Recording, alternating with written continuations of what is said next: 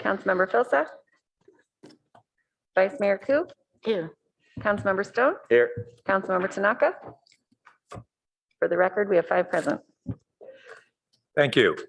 Our first item is a special order of the day, which is an action on selecting applicants to interview for the Parks and Recreation Commission opening. And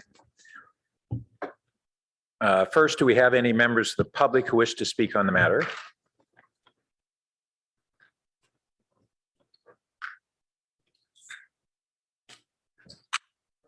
Like we do not. So colleagues would like to propose a motion on interviewing some or all of the candidates.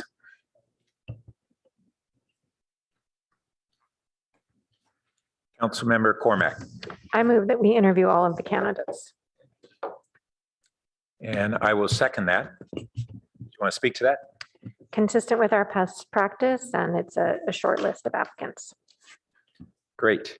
And I concur. Would anyone else like to speak on the matter? Don't see any lights, so would the clerk please call the roll? Yes, sir. Councilmember Tanaka. Yes. Vice Mayor Ku. Yes. Councilmember Cormack. Yes. Councilmember Filsa. Yes. Mayor Burt. Yes. Councilmember Du Bois. Yes. Councilmember Stone. Yes. Motion carries unanimously. Thank you. So our next item is a study session on our annual Earth Day report.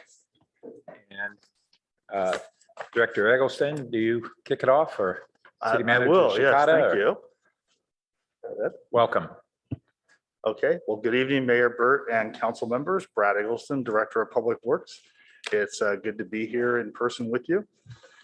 With Earth Day coming next week on Friday, we're here tonight to review Palo Alto's progress on updating the Sustainability and Climate Action Plan, as well as the latest status on the city's greenhouse gas emissions related to our 80 by 30 emissions reduction goal. Next slide, please. Director Eggleston, I wonder if you could get a little closer to the microphone or bring it forward, and thank you. Okay, these are our objectives. Is that better? We'll review the work of the SCAP ad hoc committee, including the deliverables that will be coming to council in September.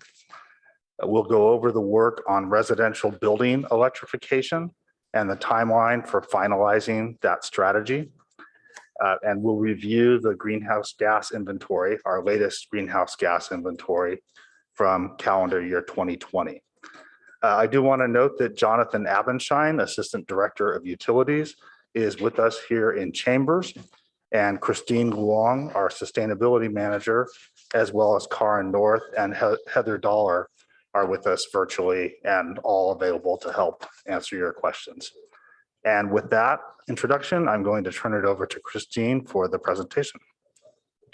Thank you, Director Eggleston, and good evening, everyone.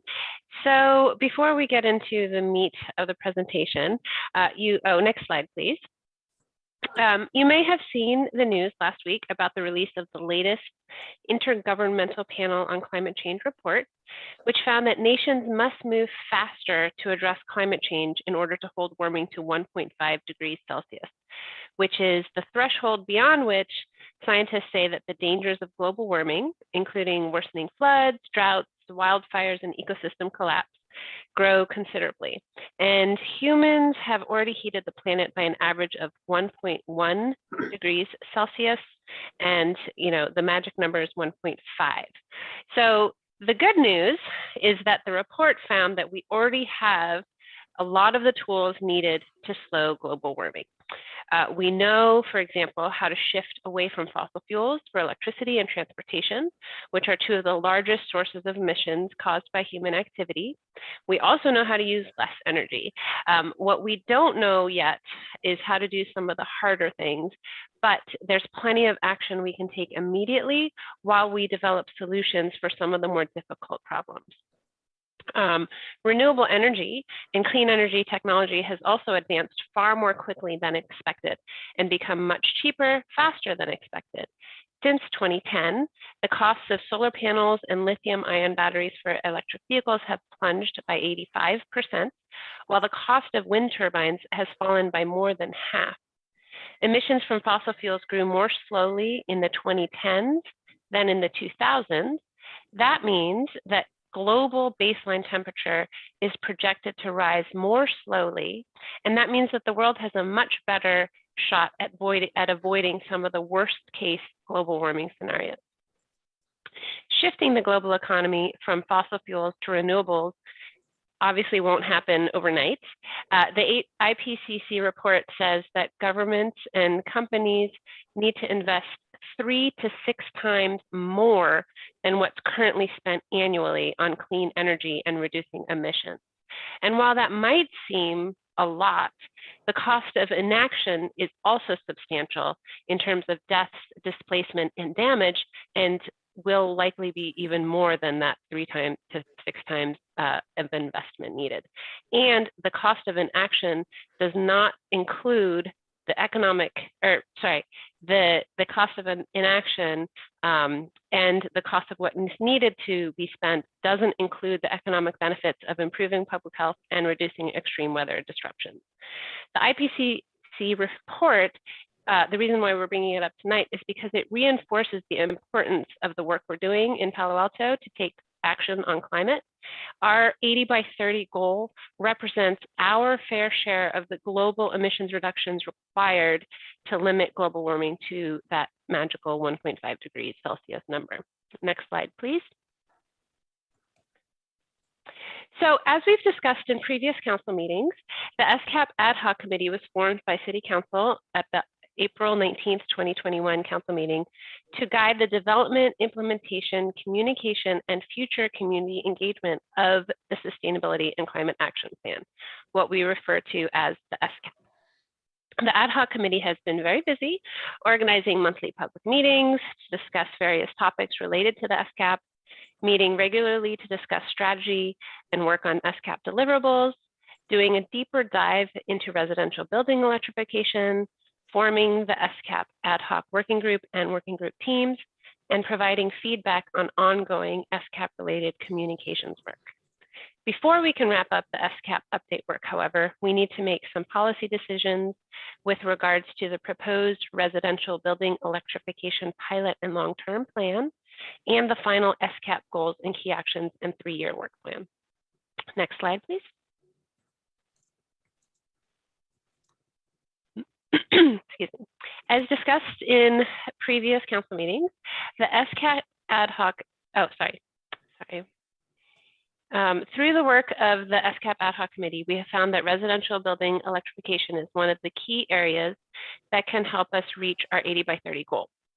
Transportation is also a key area, but Palo Alto is in the very early stages of residential building electrification relative to the transition away from fossil fueled power vehicles that's happening largely due to market forces. Planning and implementing improvements to the electrical grid are necessary to support widespread electrification. As discussed previously, the Utilities Department is working to address the grid infrastructure challenge, but it's critical for this to work to occur in parallel with electrification efforts that are part of the strategy for our 80 by 30 goal. Broader implementation of residential building electrification will also require permitting and inspection processes to be able to scale efficiently and effectively. The city recently started piloting Solar App Plus, which provides safe and affordable home solar through permitting automation. The pilot phase was launched last week on April 4th and is currently limited to residential roof-mounted photovoltaic only projects up to 38.4 kilowatts with no electrical service upgrade included, and that meet additional eligibility criteria. There are currently 5 companies participating in the pilot phase, and while we have not yet permitted a project utilizing Solar App Plus, we are expecting to add 4 to 6 projects very soon. Next slide, please.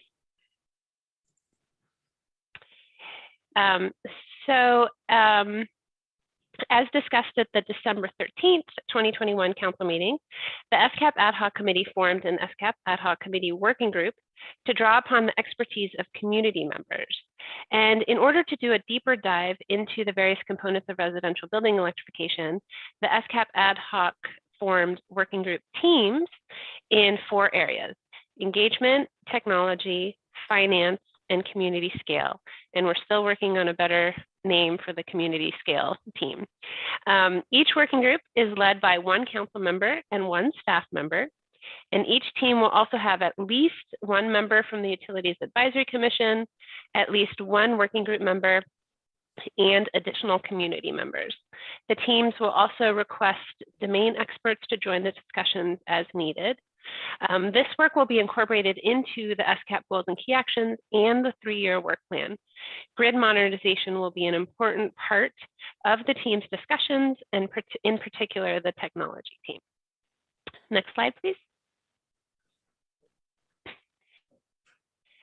Recognizing the importance of the working group team discussions and acknowledging prior discussions with Council and the Utilities Advisory Commission, the SCAP ad hoc committee and staff developed a revised SCAP timeline and a new residential building electrification strategy development timeline.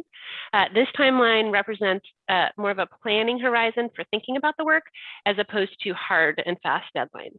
So once the Council identifies a complete set of proposed SCAP goals and key actions, California Environmental Quality Act, or CEQA, evaluation can commence. In addition, we anticipate that the currently planned work of the SCAP ad hoc committee will most likely end around the same time, probably in September. Next slide, please. So switching gears a little bit, cities represent the single greatest opportunity for tackling climate change, as cities are responsible for 70 to 75% of global energy-related carbon dioxide emissions, mostly from transportation and buildings, which is no surprise. So the first step for cities to realize their potential is to identify and measure where their emissions come from. And we recognize that these are unprecedented times caused by the coronavirus pandemic. COVID-19 has brought disruption to cities and in communities across the world. We have shelter-in-place orders, changes in how and where people worked, and all of these related pandemic impacts have greatly impacted energy use, vehicle miles traveled, and carbon dioxide emissions. So the 2020 greenhouse gas inventory includes these types of pandemic impacts, which means that the emissions reductions that I'm about to show you may be temporary. And just so there are no surprises for when we present the 2021 inventory to you.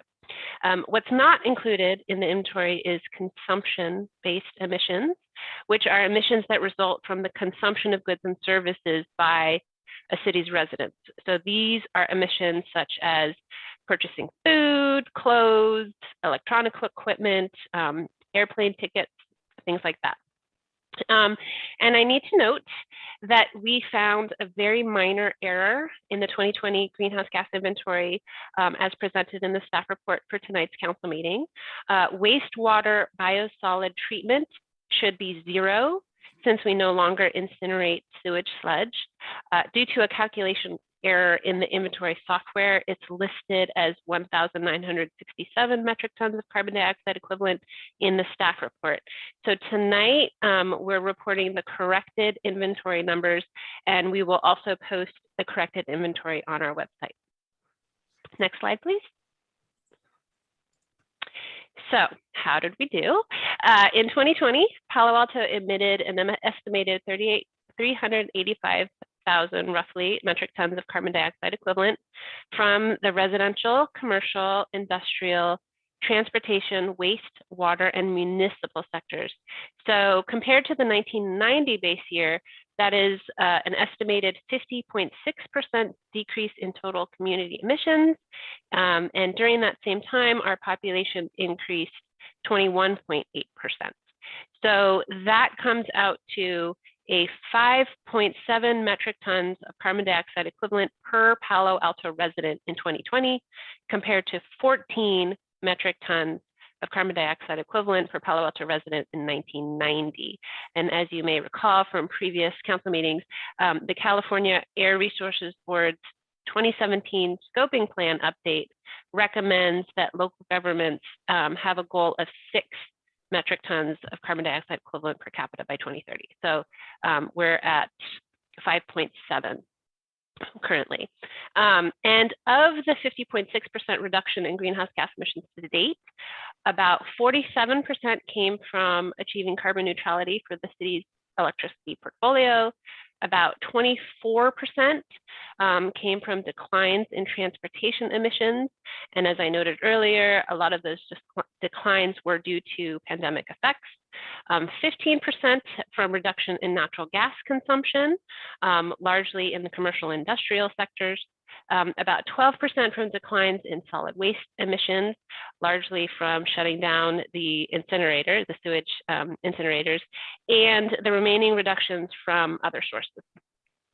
It's important to note, however, that since 2020 was the start of the COVID-19 pandemic, these reductions may be temporary.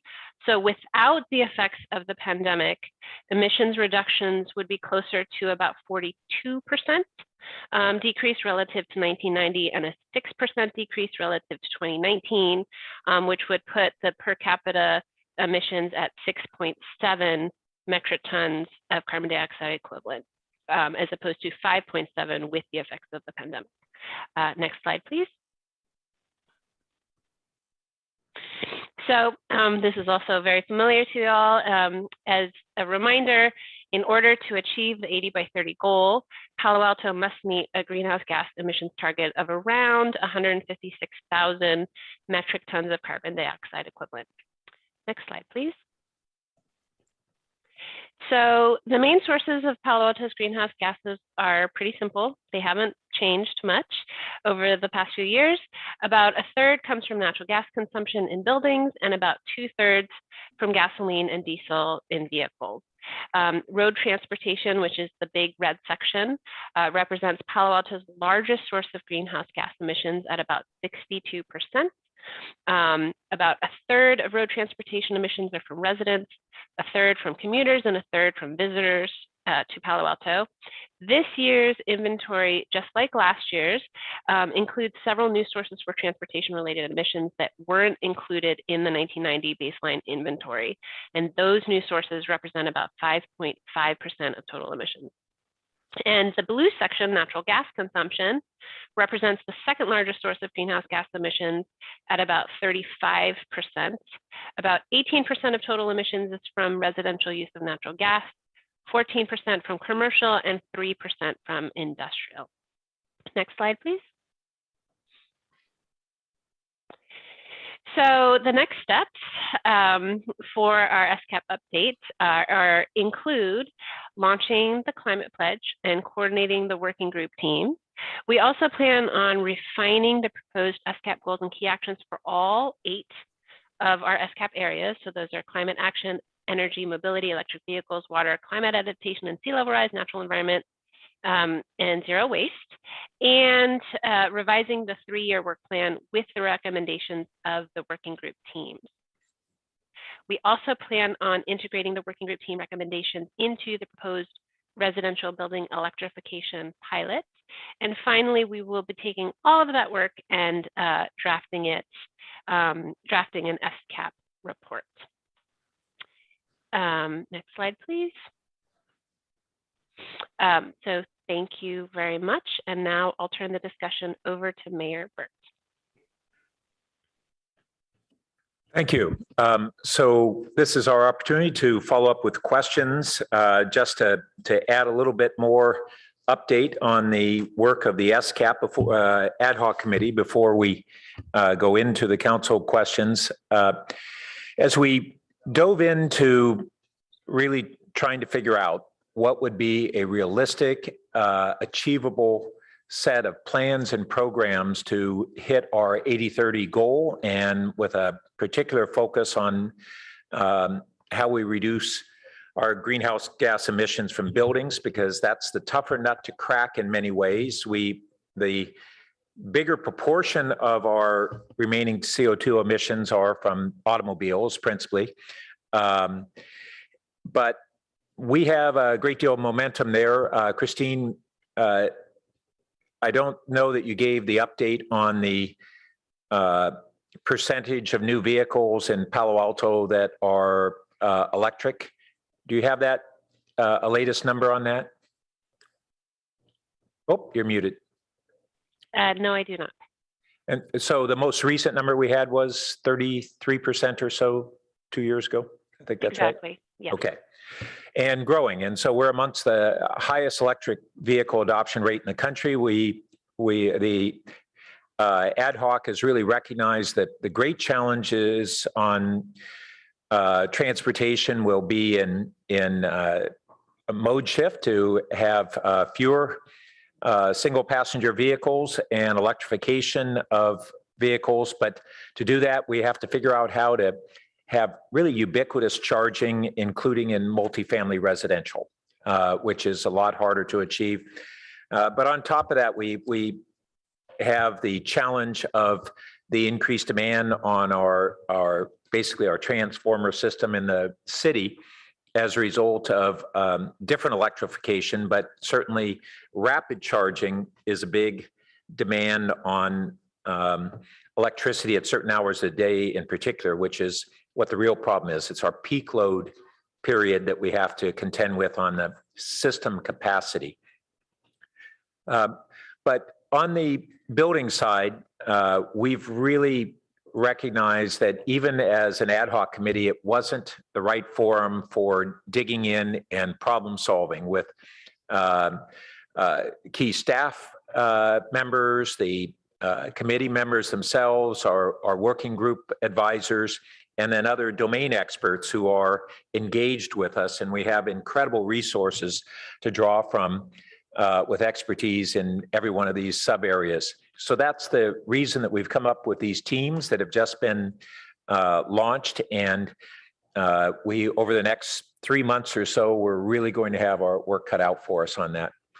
So that's just a little more context there. Who would like to ask questions first? Councilmember Stone.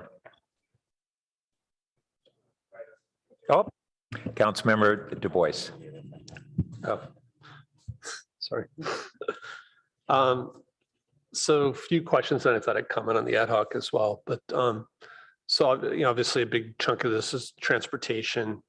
Could you, and I guess we're basically saying that market forces are really moving the EV market. It's kind of global forces really. And I think we think we're like the #1 EV city in the country, right? Just in terms of adoption. There was some discussion in the staff report about VMT and how that's used, but I guess what wasn't clear is how do we determine greenhouse gas from VMT? How does EV adoption move those numbers? Yes, thank you, council member. So we've used a model for VMT, to have the current VMT and what was estimated for 2020. And then part of that model looks at the registered vehicles and estimates their fuel usage as well as the number of EVs in Palo Alto. So, and actually it goes more broader than that, because the VMT and transportation calculations also take into account people traveling into Palo Alto to visit, as well as commuters. So we look specifically at trips that originate in Palo Alto and use our local information about how many EVs we have, and then do we use like Bay Area figures for EV trips originating outside of Palo Alto, assuming some portion of those are electric? That's my recollection. It's a somewhat complicated model where we're counting different pieces of different parts of trips, but all that information is the types of information that factor into it. Yeah, I mean, one thing I'd be interested in is, how do we account for idling and congestion? If that's not really captured in the VMT number, you're not really moving, but you're spewing fumes. And I would like to see us leverage big data if we can in terms of like cell phone data. I think that will help us understand commuting patterns and also this issue of idling or just sitting at a red light. So on the ad hoc, I'd really like to ask the council members that aren't part of the ad hoc to kind of weigh in on the work plan and the focus. One of the decisions I think that was made was really to focus on electrification. And, as council, I think we often have a desire to look really broadly at all things sustainability. And, we're going to continue to progress in a lot of those other programs. But basically what we're saying is it's time to take some action on improving the greenness of our buildings. And so we're trying to really focus in on that. Love to hear, what my colleagues think of that. And then there's a question really of, what kinds of buildings, single family, residential, multifamily, commercial. And again, I hope it was clear, the ad hoc has spent a lot of time in education with the community, ourselves. And now we're really focused on creating these work plans with the idea of coming back with a pilot and an updated plan in September. And then the last area, which again is outside of electrification, but we had this goal, I think, of 90% zero waste of waste diversion. I think we came close, but I think we're a little behind there as well. But again, I think our main focus right now is on electrification. So it'd be good to get some confirmation from everyone that they think that's where we should be focusing. Thanks. Councilmember Cormack. Thank you, Mayor Burt. Just a point of order, did we want to go to the public or on this? Okay. So thank you so much, Ms. Luong, for the overview. And I think you gave more credit to the SCAP than we deserve because staff has really, done the bulk of this work in preparing for each of these meetings and found many of the speakers. And I think there's a team of like a dozen of you busy answering questions during the meeting. So I just want to take a moment to acknowledge the real effort this is on the part of our staff. One of the examples that I wanted to highlight from my colleagues is the Solar App Plus app. So this has been a request we've gotten from the community for some time. And so this is an example of staff listening and incorporating feedback. So I wanted to highlight that. I did want to just check briefly with the city attorney on the Utilities Advisory Commission member, because I think we had one thought. I'm looking at slide 6. And just to catch everyone up, there's the ad hoc, which is the 3 council members. There's the working group, which is 5 community members. And then we split up into these 4 teams. Did you want to share any information at all on how we should or shouldn't be working with the Utilities Advisory Commission members?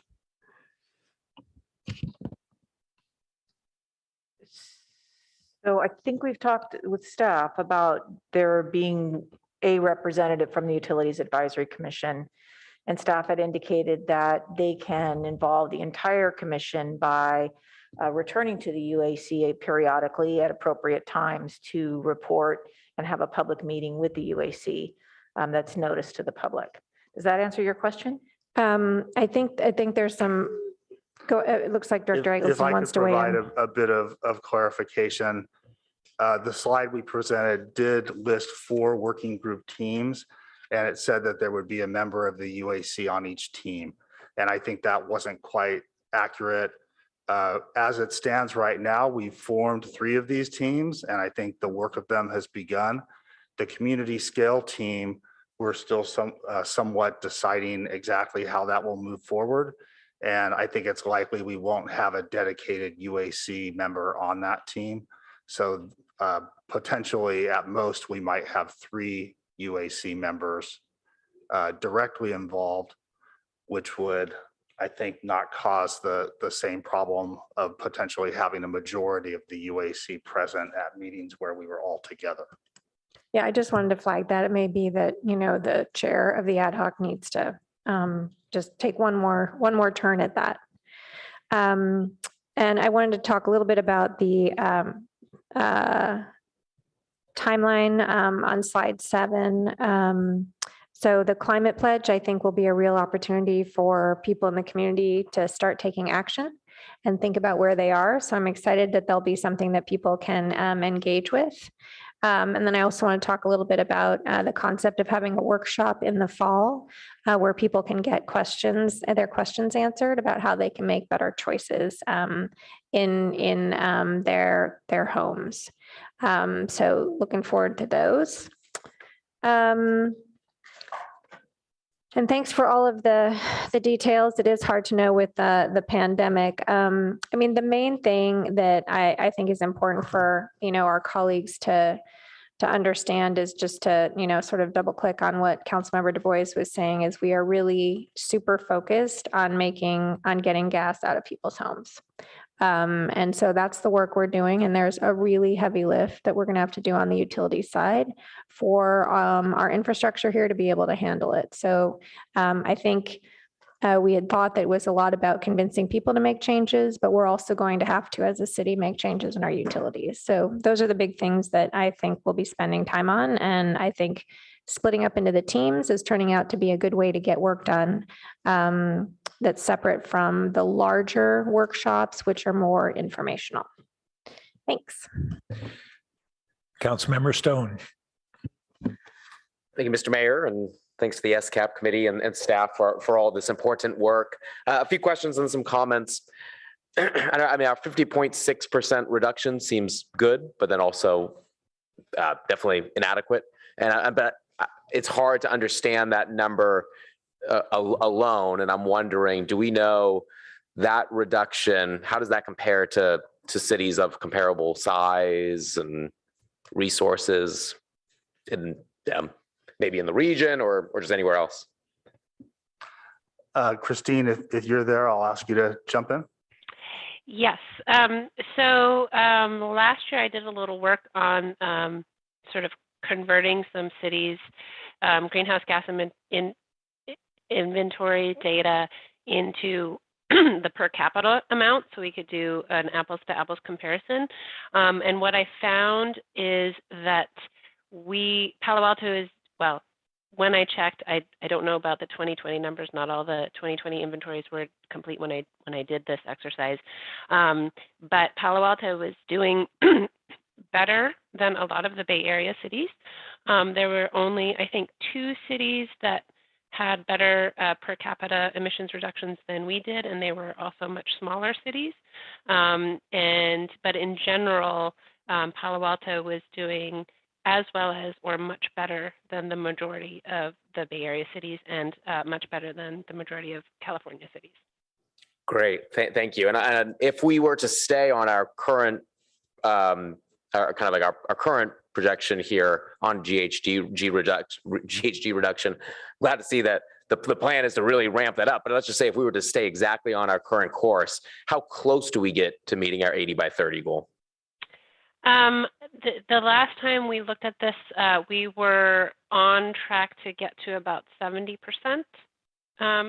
reductions by 2030. We need to make some big policy choices and also hope that some technology catches up in order for us to get to 80 by 30. And then the timeline in the report, I mean, that really does appear reasonable. I don't know, what was it, slide 9?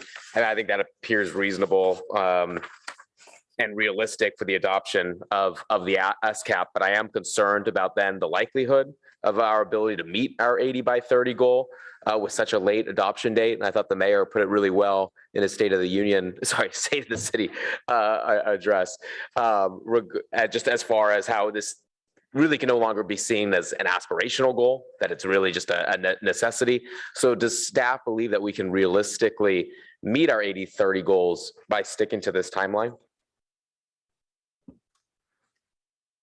Well, I think we do. We know it's a heavy lift. and it'll be difficult. But that's why we're putting in this effort with the teams and really trying to hit all these fronts of what does financing, engagement, technology look like, so that we have a plan that really can achieve that. Okay, good. I like the optimism. And I would also like to add that the SCAP plan is separate from some of the work plan initiatives that are already underway. So we already are working on some of the near-term work plan items, but the complete SCAP package is what we need for some of the heavier lift items to move forward. When kind of related, how dependent is our plan on updating our electrical grid infrastructure, and how long do we anticipate that taking? That work is really critical to the plan. And the work of completing that work has not been entirely scoped out as to what level of upgrades need to take place. That's part of what we're trying to look at in terms of the types of devices. Are they low watt devices that homes use for electrification, and how much of an impact that will have? But I think we do expect that work will take years and years. Okay. And then, yeah, okay, thank you. I appreciate that. And then just like final thoughts. I do agree. I think electrification is where we need to definitely prioritize. Good news about the EV adoption, but I agree with the mayor as far as part of the focus needing to be on finding out how we can make sure multifamily is able to be able to utilize that. I mean, I know I speak from experience. A couple of years ago, I was very interested in, I got a new car, was very interested in adopting an electric vehicle, but my apartment complex doesn't have the capability of doing that. So I was very concerned about purchasing a car that I wouldn't be able to charge at home and then being reliant on my place of work being able to offer that.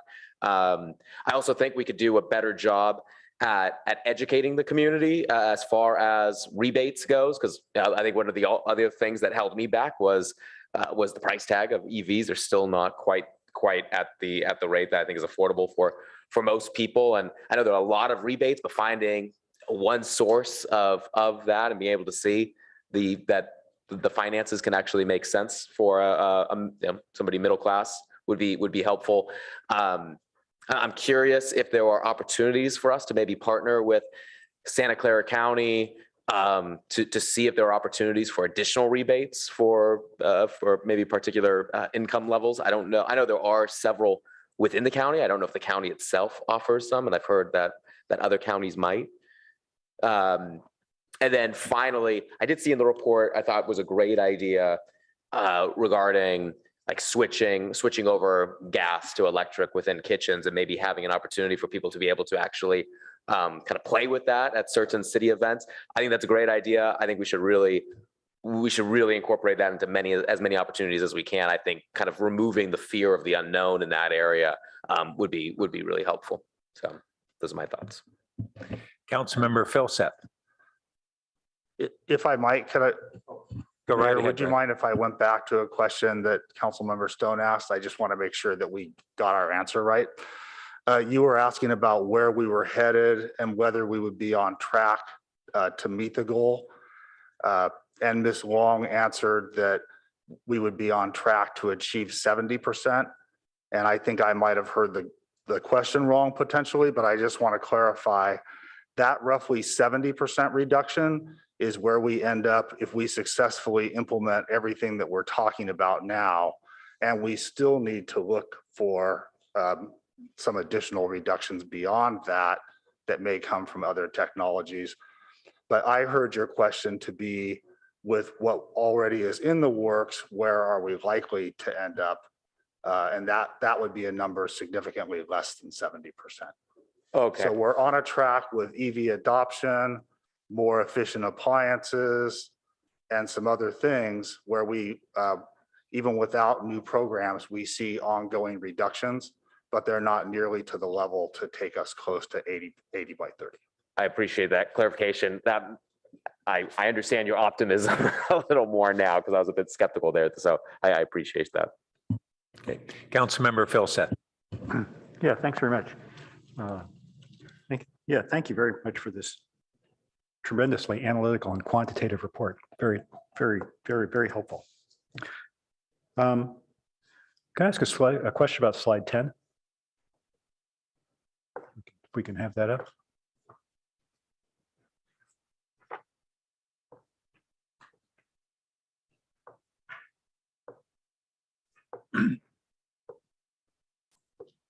Super, that one, yeah. So on the bar on the far right, the 2020 bar.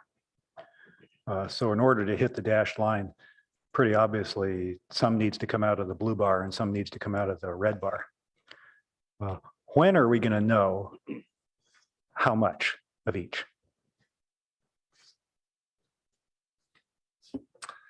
Well, in the initial impact analysis work that we did and that we brought to council last year in April, I believe we had estimates of what those reductions would be in those bars for implementing the programs that were suggested. It's not directly in this report. So they were actually in the staff report last year, the breakdown of the proportion that we were anticipating from each of those colors. Aha. So we already have a picture of what that bar looks like and what that stack looks like in 2030. Yes, we do. How much comes out of the blue and how much comes out of the red? If you know off the top of your head. Jonathan, can I ask you to jump in if you recall those figures? It was about. Is that mic on? There we go. It would help maybe to come back to this question. I can look it up and give you the precise numbers, but it was most of the reductions were in transportation, but still really significant reductions in natural gas as well. Okay, so most of it comes out of the red bar. So then That's correct. And then did I hear you say that a third of the red bar is vehicles registered in Palo Alto? That's correct. Okay. And of the blue bar, looks like from the next slide, half is residential and the other half is commercial industrial. Yes. Okay, thanks very much. I think it's also fair to say that that means that roughly half the blue bar gets reduced because we're assuming nearly full electrification of the residential sector. Okay, so the assumption is all the residential goes away and that leaves half it left, which is commercial industrial. Thanks. That was the assumption last year. That's a portion of what the SCAP is actually struggling with and will come with recommendations to the council in the fall on. Yeah, no, I think that it's perfect because what we have to do is, what that stack looks like in 2030 mapped to our plans and proposals. That's the thing that we got to sort of look and say, okay, does this stuff all match? Right. Councilmember Tanaka? Were you done, Councilmember Schultz? Yeah, okay. I didn't have my hand up. Okay. I guess it's me. Oh, Vice Mayor Koo. So thank you very much for the report. The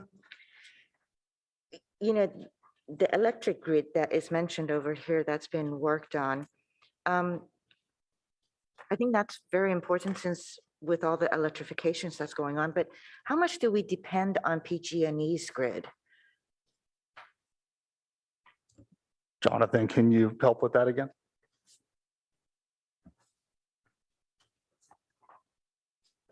Sure.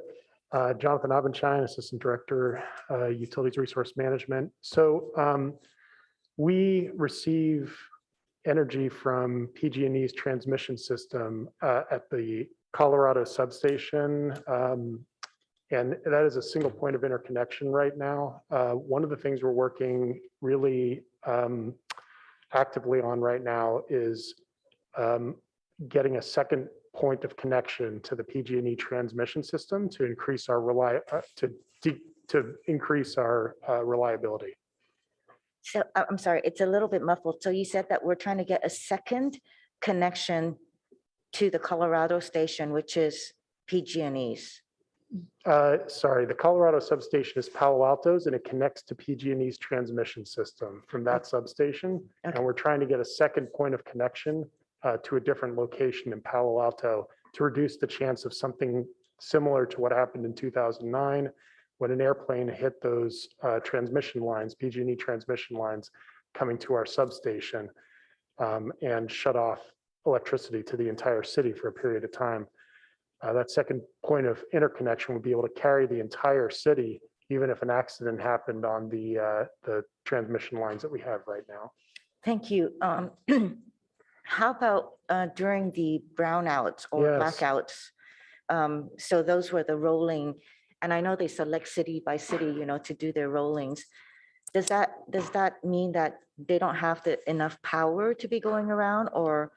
Yeah, so at certain times of the day and certain times of the year, the amount of energy needed by the entire state is significantly more than other times of year. And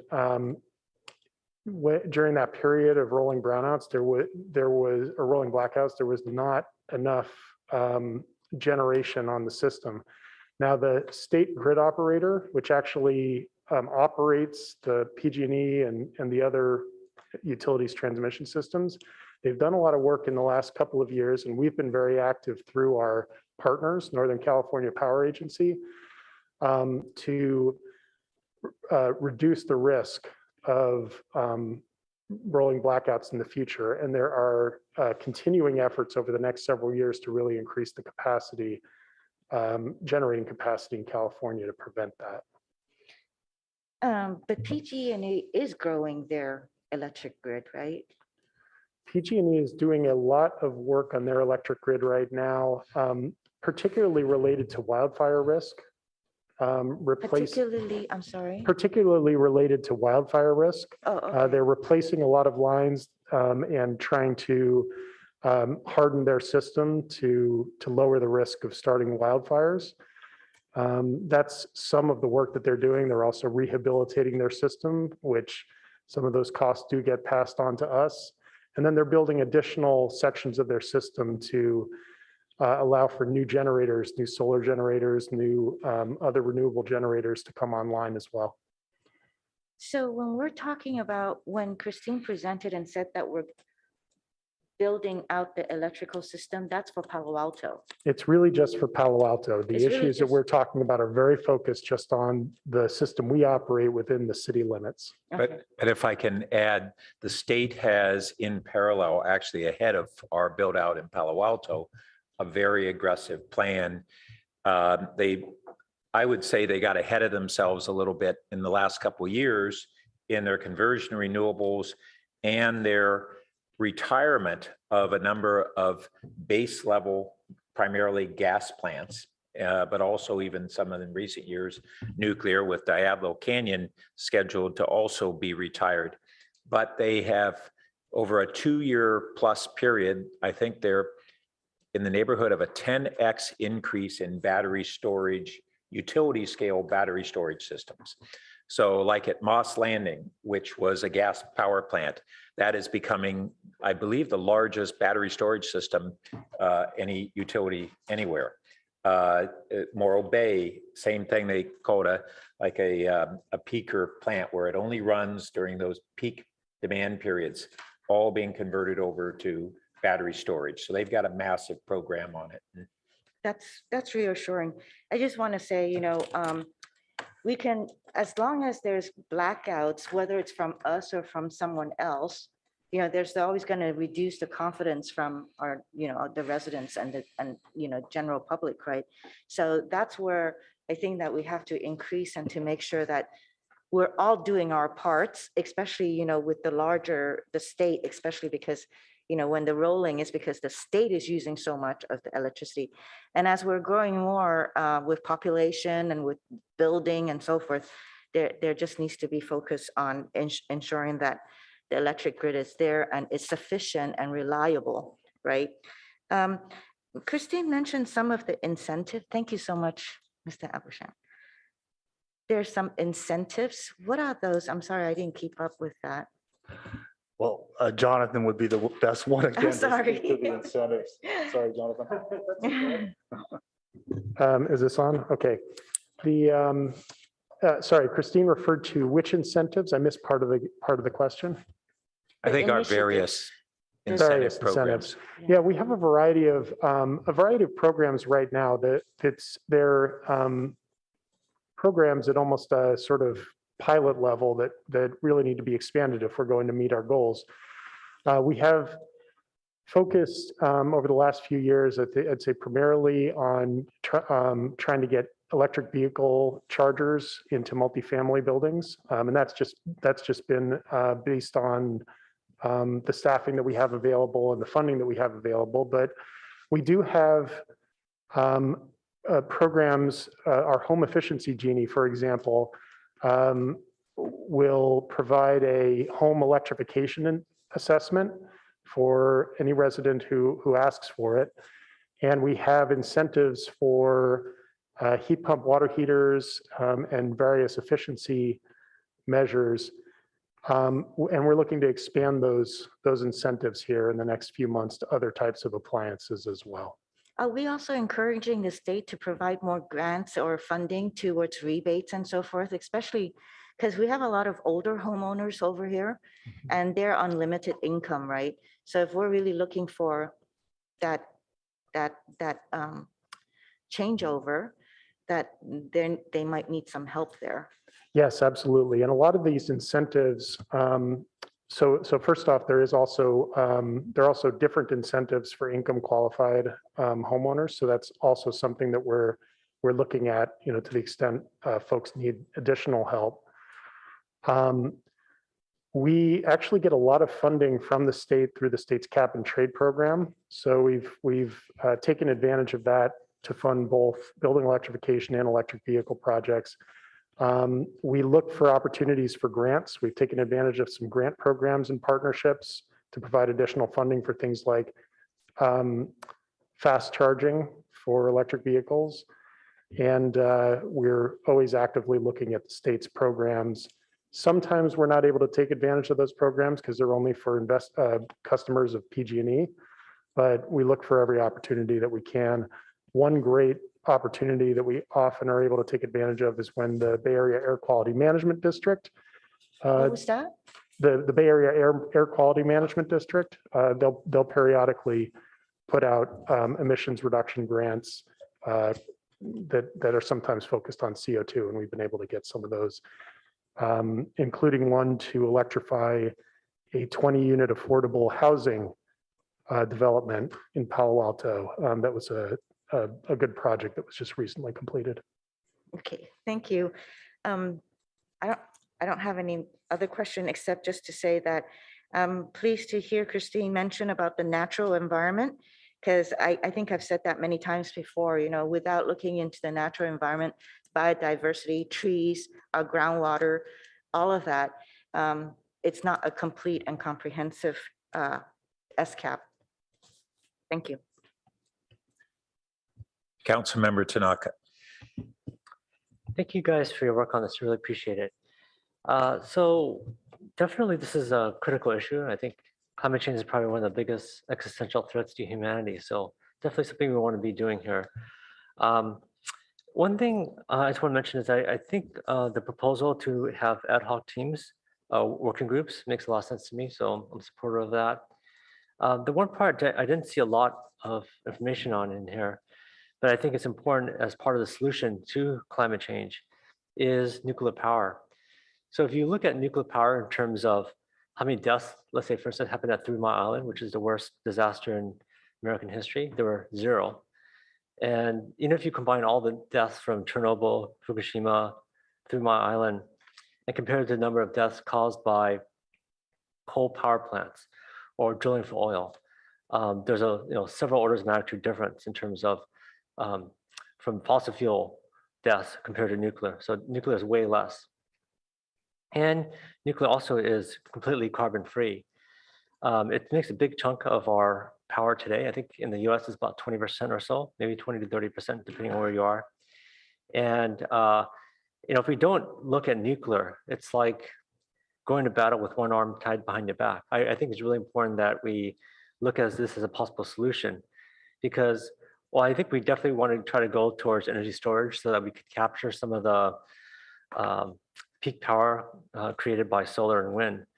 The main issue is that we really don't have a way of storing it.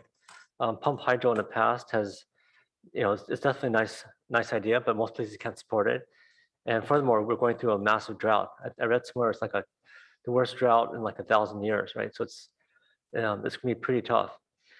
So the nice thing about nuclear power is that it actually is pretty economical to do desalination. So there's a Stanford study that talks about using Diablo Canyon. So instead of shutting it down, expanding Diablo Canyon, and during the day when there's solar and wind, using it to desalinate water. And then at night, nuclear can provide the electrical power that the state needs. And so I think that's a much better solution. Nuclear tends to like to run all the time, so you can't really turn it up and turn it down, but it can desalinate water. And we already have the right of way of having high power transmission lines from Diablo Canyon to the major metropolitan areas. And so it's easy for us to actually run freshwater pipes along those easements to the big metro areas. So it's a way to solve the 1,000-year-old drought that we're having or facing right now, as well as reducing the amount of carbon output, because when the sun goes down and wind stops blowing, we're firing up natural gas plants, and that's throwing a tremendous amount of carbon in the air. So to me, I think this is something that we should be looking at, because it's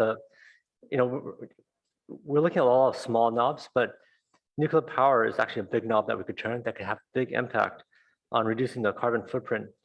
And as we all know, given the climate change impacts, we need to act quickly. It's critical, and I think nuclear should be part of our arsenal. And right now, it's not really there. So I think we should, as a city, to be leaders, we should be pushing for this.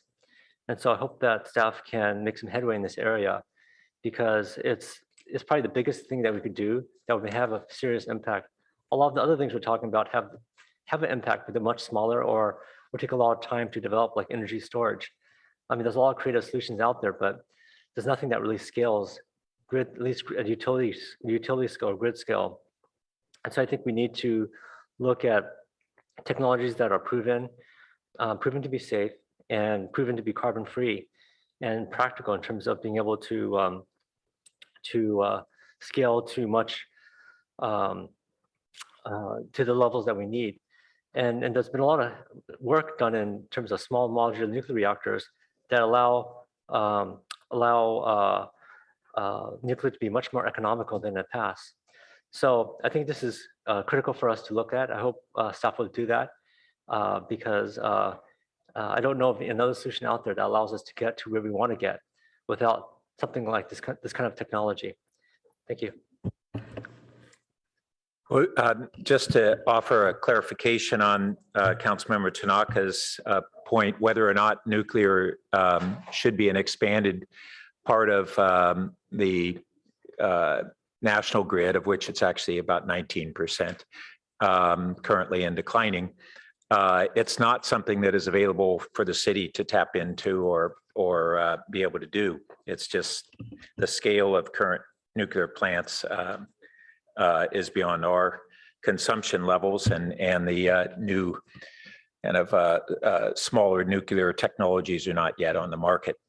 What I do want to add, though, is in the question of Brad mentioned that looking at to what degree we're going to need to upgrade our own in-city utility system, our transformer sizes, basically.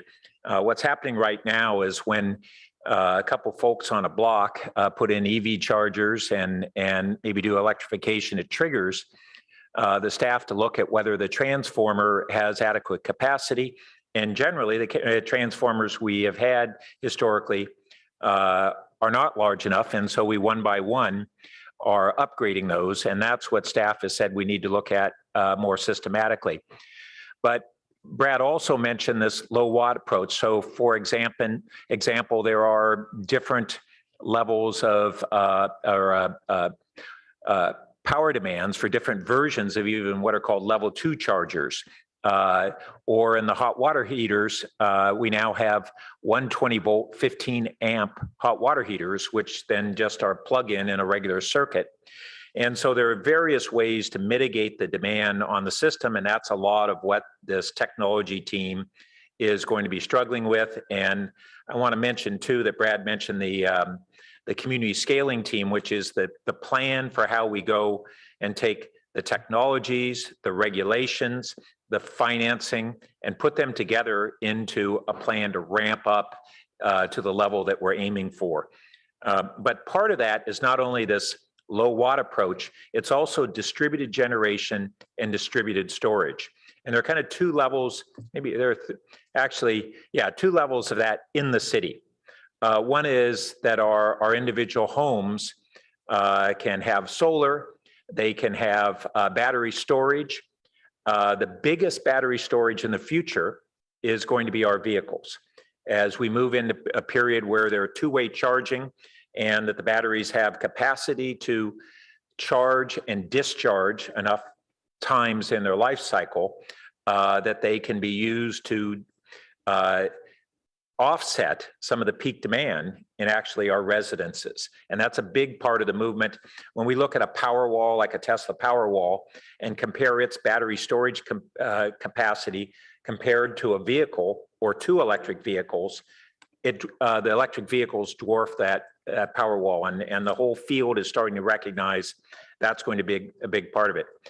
The other part of distributed generation and storage is essentially microgrids, where we might have more commercial scale solar generation, like on top of our garage rooftops, and larger battery systems with that. And that gives a greater reliability and resilience to the system, and that's another complementary part of the whole program that we're looking at, trying to figure out what priority that should be and how it fits in with all the other work. And Councilmember, or Vice Mayor Koo was also talking about how do we contend with people in our community, the many people in our community who don't have the larger discretionary income that might allow them to electrify sooner. And one of the big components of the plan that we're looking at is on-bill financing. And the concept that was provided by our local Palo Alto, carbon-free Palo Alto group, and is being evaluated by not just in Palo Alto, but a whole bunch of the communities in the region. One part of that is on-bill financing. So the basic concept is that if you have to replace a hot water heater, you'd pay for the normal cost of a gas hot water heater out of your pocket. The rest gets financed on your electric bill. And it doesn't cost you anything more because the savings on hot water heaters exceed that amount of payment that you'd have to make per month for the additional cost of a heat pump hot water heater. And so that's the model. It's a very interesting and attractive looking way to scale this, and particularly to provide that opportunity for people of moderate and low income, not just low income. I did want to ask one question clarifying on what are called fugitive methane emissions. That's methane, that natural gas that isn't burnt, it just escapes. And it's 25 times as detrimental as a greenhouse gas source than CO2 is on a per metric ton basis. The report has a figure of this in 2020 of 4,384 metric tons of fugitive emissions, but that's under a CO2 equivalent. So is it actually the volume amount, or 1/25th of that, or is that how that's calculated, or is it that's the actual metric tons of methane that escape? Christine, can I ask you to respond? That is the actual metric tons of methane escaped as represented in the carbon dioxide equivalents. Well, that's the thing. If it is as represented in carbon dioxide equivalent, then it would be 1/25th that in metric tons. If it's the actual metric tons of methane released, then it is 25 times more equivalent volume. So that's why it says it's metric ton CO2 equivalent. And I assume that that's not the actual metric tons. That's the CO2 equivalents, which is 25 times as much as the actual methane emitted.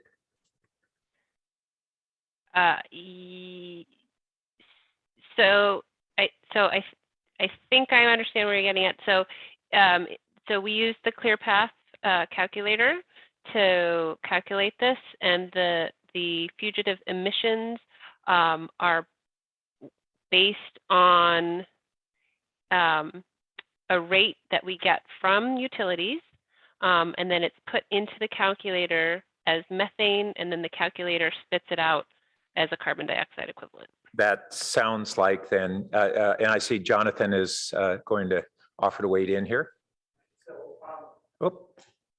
So yeah, what Christine said is completely accurate. This is the amount of methane that escapes from our distribution system in Palo Alto converted into a carbon dioxide equivalent. Yeah, so the metric tons of methane is 1/25th that number. That would be, I believe that would be right, because I think we're using the we're using the 100-year warming potential. Right. So 20 to 25. That's clarification. I just want to make sure. Yep. Okay. I do want to note on the, when we look at our reductions in this latest year, 2020, it was the first time that we've actually seen a significant reduction in a number of years. And we have two figures, 50.6% reduction from 1990 compared to, I think our previous number was 38.2. Is that correct? Okay. And then with a factor of without the pandemic, we're saying it's 42%. So it's something in that neighborhood of 42%. It's hard to calculate until we really see the full flushing out of the pandemic impacts.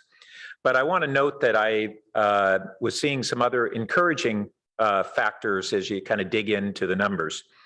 Our residential natural gas or methane use declined by about 5%. So we had a greater amount reduction in commercial by far than we did residential. But we also had, we all know that people were working out of the home more. And so we had a 5% reduction despite higher home occupancy, despite many people being at home, heating their homes during the day when ordinarily they'd be off at work. And so that's encouraging.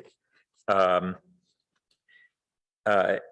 let's see, I also want to just note on the vehicle miles traveled, we had projected when we, and this was part of Councilmember Philseth's question of, you know, what were our projections for 2030?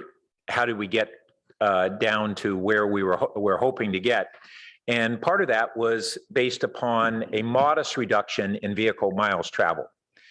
The hybrid work model has caused us on a temporary 2-year basis to radically exceed that, exceeding, I believe, where we were even hoping to get by 2030. The question is, what will be the new equilibrium as we return to to a more normal, new normal of a hybrid work model? And I suspect that we're going to see that the reduction in vehicle miles traveled will be greater than we were originally projecting, and that's a good thing. There may be other factors that are problematic, which frankly, the biggest thing is that when we talk about 80-30, there's two problems with it. First, it doesn't include the materials that we consume. And I want to confirm that it also doesn't, within that consumption, it doesn't include construction materials, correct? That's correct. So concrete alone globally, not for Palo Alto necessarily, but is 7% of all global emissions. It's a huge number, just the concrete, not the steel, not a whole bunch of other materials. And so when we look at everything that we consume, if we get to 80-30, 80% reduction by 2030, that's on the materials we generate. That's not really our total greenhouse gas impact as a city. And many, if you look at packet page 15, they have the GPC basic protocol. That's the city protocol and how you calculate these things. And we're using scope 2, and that's actually ahead of other folks. Originally, we were looking at what was called scope 1. Scope 2 is more comprehensive, and it says that it's only the impacts within the city, but actually has been explained to us, we're calculating, we attribute to Palo Alto half of all the commute trip greenhouse gas generation from everybody who works here. We're owning half of that trip, and the origin is owning the other half. So we actually are a little bit beyond that kind of way scope 2 is described. But ultimately, we're going to need to get to scope 3, and everybody else will. And everybody's starting to struggle with how you even calculate those things, but that's on the horizon. We need to face up that the 80-30 goal was very aggressive by comparison when we set it. Since then, the UN panel and other scientists have demonstrated that, unfortunately, global climate change is accelerating even beyond what they had projected, and that 80-30 is no longer a cutting edge model. It's kind of the least we need to do rather than the most. And we'll see that we'll have a different calculus of what 80 of what we're calculating by in a few years. And then ultimately, we need to get beyond 80%. But the good news is there are advancements occurring in those areas as well. And as Christine mentioned earlier, the acceleration of technologies is really phenomenal. Projections are starting to look like by 2030, renewable energy generation is going to be strikingly cheap. As many of you know, we have the Danish consulate here in Palo Alto. Denmark is really perhaps the global leaders in many of these areas. And they are almost entirely renewable energy now. They have a very stable grid, interconnected with other neighboring nations there. And the striking thing is they laugh, even though Palo Alto baseline residential rate is 40% below PG&E, even though we're 100% carbon neutral, Denmark's electricity rates are a fraction of ours because they are now, their investments that they did primarily in wind mean that they're just cranking out free energy. There's very little maintenance costs once they've amortized the cost of that equipment. And that's what they're seeing as trends, that their cost of electricity is cheap and getting cheaper. And there's a lot of basis for us to expect that we're going to see something similar as well. And that's encouraging. It's not going to happen magically. We're going to have to do the work, but it's very encouraging nevertheless. I also want to note that we in here talked about our solid waste diversion and assumptions that we're making on the avoidance of greenhouse gas generation from materials going into landfills and decomposing and not generating basically methane and not being captured. One of the problems is that we don't know what really happens to a lot of the material that we say is diverted. We have historically thought that meant recycled and recycled in sound ways. Over the last decade or so, it's become widely understood that much of that was going overwhelmingly to Asia and not necessarily being dealt with in environmentally sound ways and ways that we really don't know its greenhouse gas impacts. So it's beyond our present ability to really understand that thoroughly, but I think we need to recognize that it's not, that aspect is not as good as we had hoped and have thought it was. So those are all of my comments. And do we have members of the public who wish to speak? And this being a study session, we typically take public comments toward the end.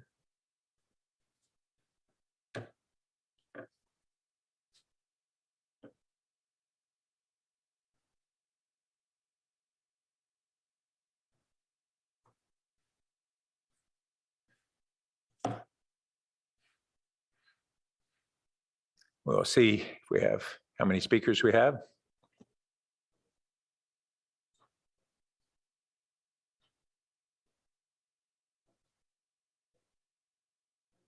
Just three? All right. Each speaker will have up to 3 minutes to speak. Our first speaker is Rebecca Eisenberg. Welcome. Thank you so much. I was really hoping for 5. First of all, I really want to thank the staff. I thought that was a fantastic presentation and extremely helpful. And I know that there's so many things to talk about and that you all chose to focus on a couple. I just want to focus on some things that jumped out for me from your really useful presentation. Hopefully that you all can think about as well. One of them is that when you look at the usage in those very helpful charts, especially on page 9, you'll see that the use of natural gas is actually declining. And the one factor that is actually increasing and has become our biggest contributor to climate change, to emissions, and the one that makes sense to me to really focus on is cars on the road. That is what's causing the majority of emissions in Palo Alto. Fortunately, cars on the road, reducing the number of cars on the road is a problem that has so many solutions that already exist and that are in your hands to use, to solve, which is super exciting. I would actually consider it low-hanging fruit. First, I just want to emphasize that cars on the road causes a lot more than the problems beyond emissions. Cars on the road also cause traffic, parking, noise, and danger, especially to children and seniors. There's literally no advantage to cars on the road and countless innumerable advantages to reducing cars on the road, especially when you look at this research.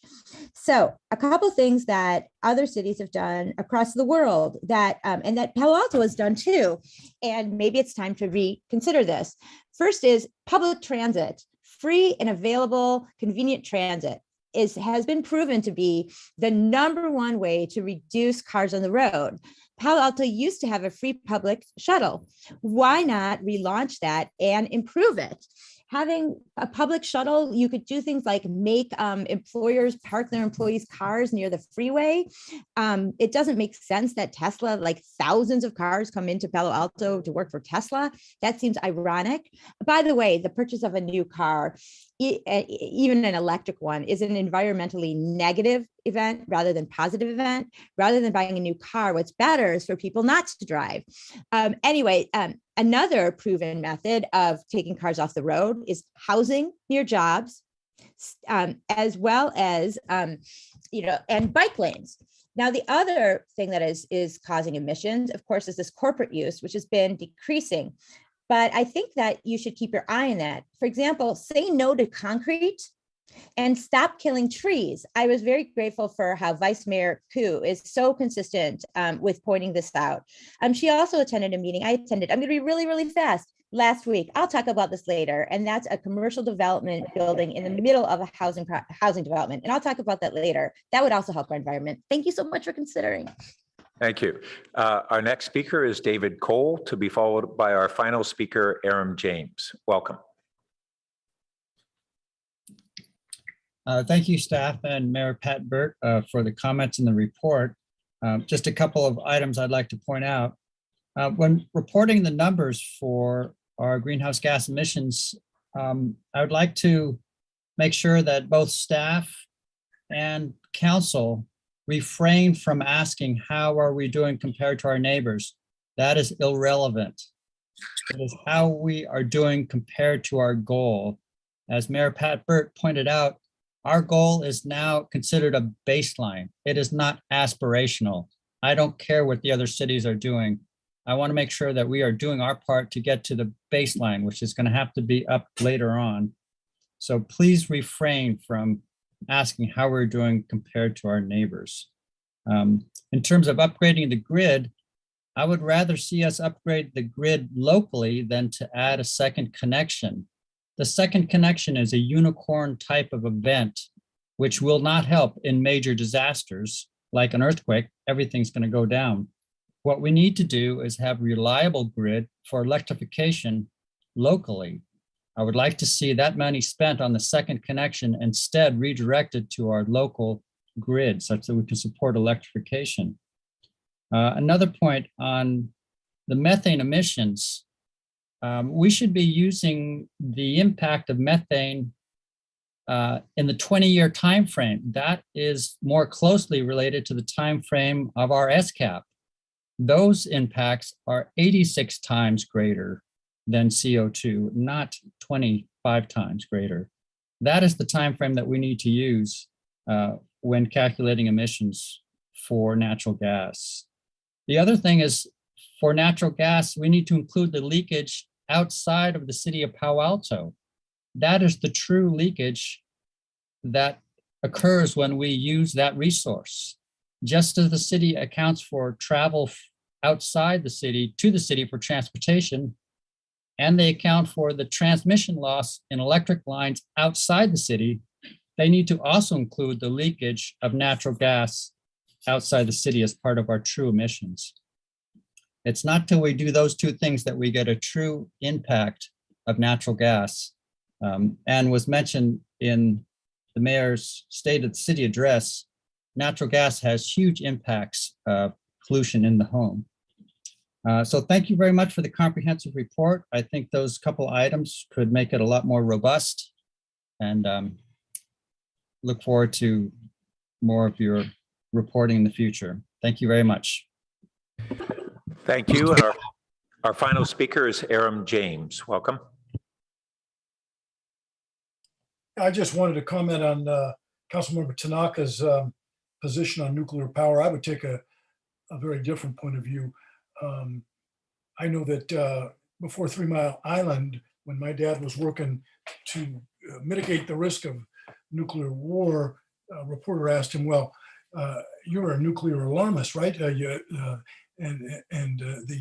interviewer asked him, well, isn't it a fact that the chance of a nuclear reactor ever melting down is once in every 10,000 years? And my dad's quick retort was, yeah, which day?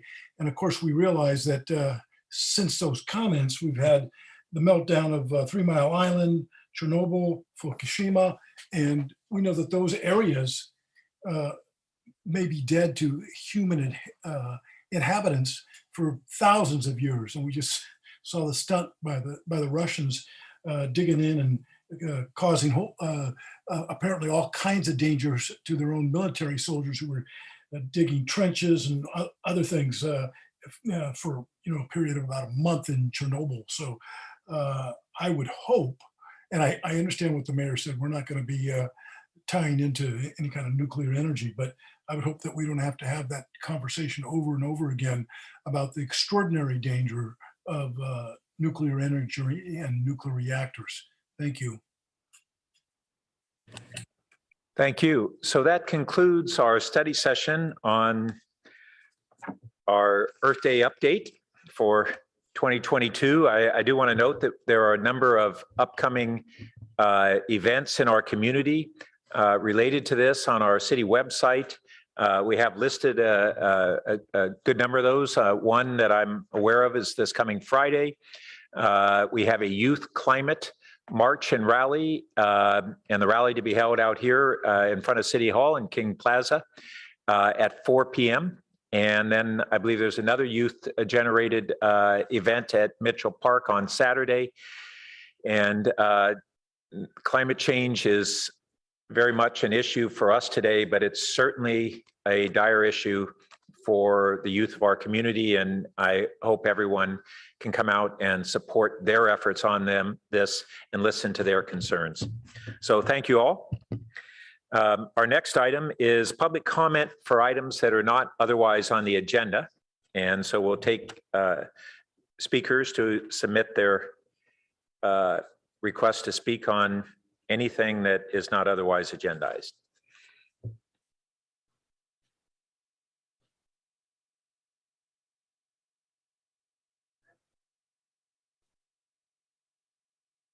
And the clerk is just recording those.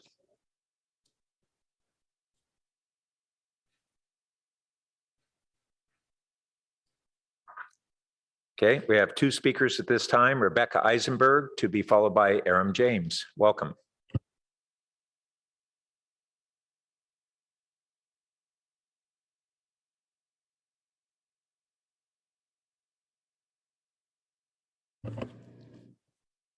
Ms. Eisenberg, are you there? Let's jump forward to Aram James, and then if she's back. I'm here, sorry. Okay, go right ahead.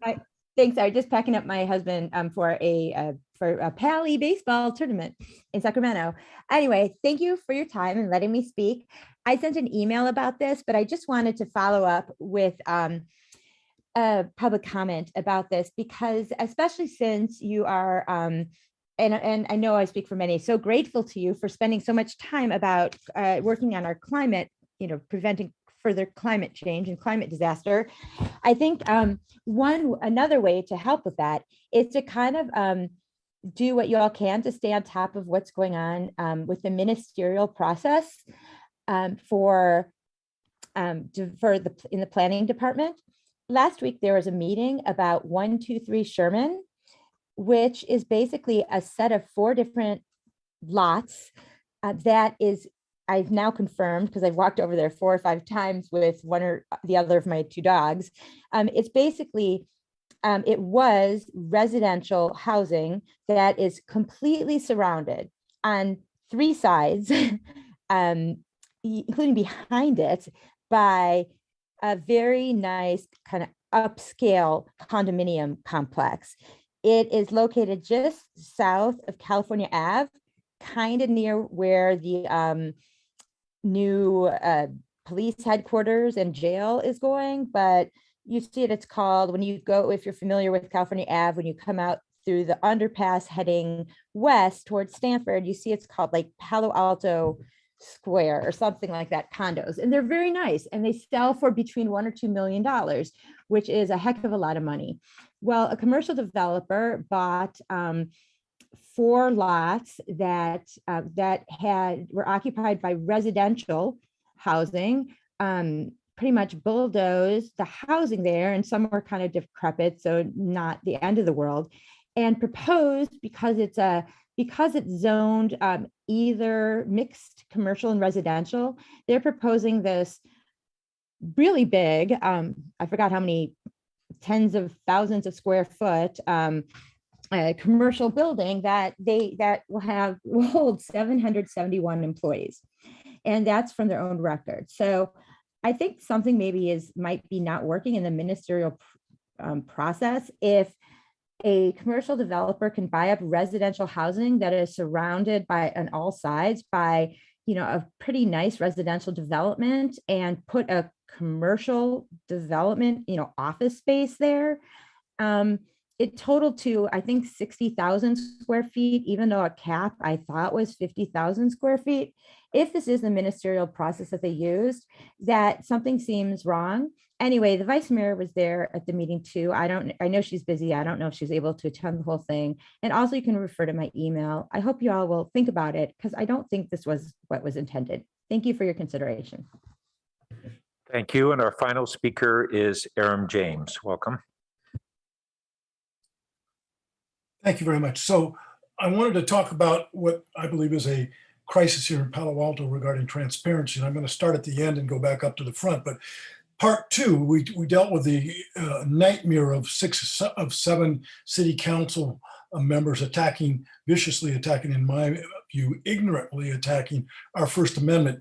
And instead of relying on 2 extraordinarily mature and dedicated journalists and editors, Bill Johnson of the Weekly and Dave Price of the Daily Post, you went instead with a guy that's got a reputation for being lacking transparency in everything that he does with the public as the police chief.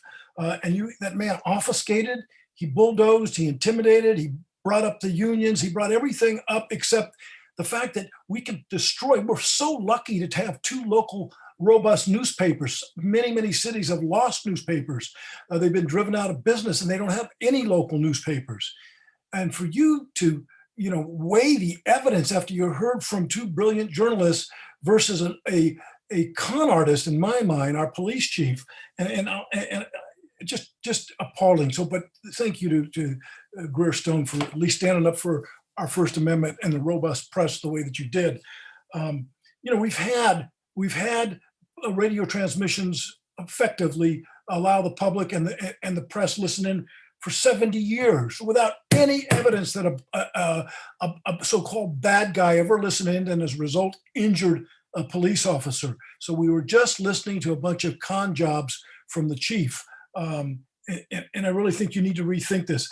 But the second crisis is, and you all haven't done it yet, you got to demand from Ed Chicada that he bring the 3 finalists for police chief whenever we get to that point into town, that you all get to cross-examine them, one at each of 3 separate meetings, that the public have an opportunity to do that, and that their names come out early enough so that we, the citizens, the members of the community, can investigate their background, so we don't get another Robert Johnson disaster as a police chief. So I call it a crisis in transparency. You did nothing but injure our robust press, the trust of the community needing to listen in on what the police activity is in real time. And your excuse is that you hope that Josh Becker's legislation may pass, but that's illusory at this point. We don't know. I want you to demand that the radio transmissions, the police radio transmissions, be unencrypted now, and that you demand that Chicada bring the 3 finalists into town for a public vetting. Thank you very much. Thank you. That concludes our public comment period, and we now move on to our consent calendar. So first, we can allow members of the public to speak on consent calendar items.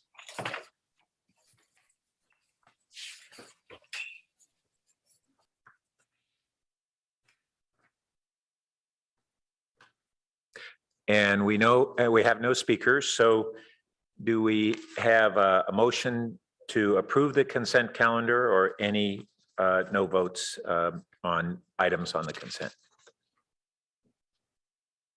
I will move approval of the consent calendar. Second by Councilmember Du Bois and Councilmember Tanaka. No on 5 and 6. You said 5 and 6? You said 5 and 6? I said 5 and 6. Thank you. Okay. So would the clerk please call the roll with Councilmember Tanaka registering no on 5 and 6?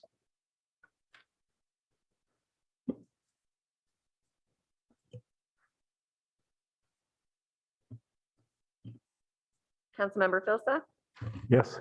Councilmember Tanaka, Yes. Mayor Burt, Yes. Councilmember Du Bois, Yes. Councilmember Stone, Yes. Councilmember Cormac, Yes. Vice Mayor Ku. Yes. Motion carries 6-0 on 3, 4, and 6 through 10, and 6-1 from 5 to 6. Thank you. And Councilmember Tanaka, would you like to speak to your no votes? So on number 5, my concern here is I saw the breakdown of the cost sharing between the different cities.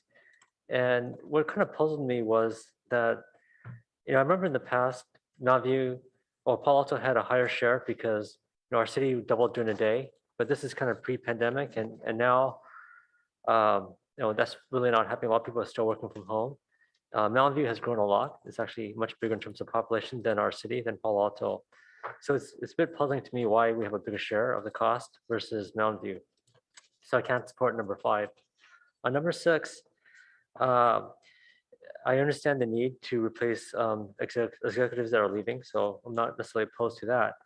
But first of all, there was no competitive bidding that I could see on this contract. And second of all, I've done a fair amount of recruiting myself, and I found that typically a pay for performance with recruiters is way better than just paying a fixed hourly fee.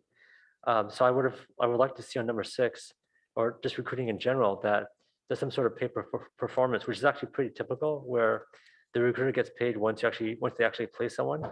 But the way this contract seems to be set up is that's an hourly fee, which I don't agree with in terms of alignment of incentives. Thank you.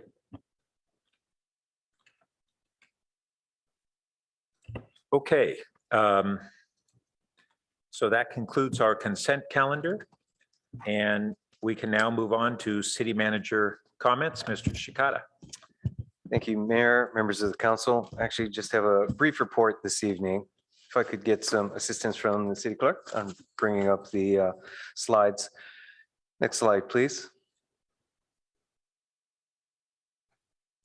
Okay, no major news this week with respect to our pandemic and pandemic recovery. So simply standing information for the community members with respect to masking and testing recommendations, including the availability of community testing at both Mitchell Park kiosk, as well as upcoming date with county testing.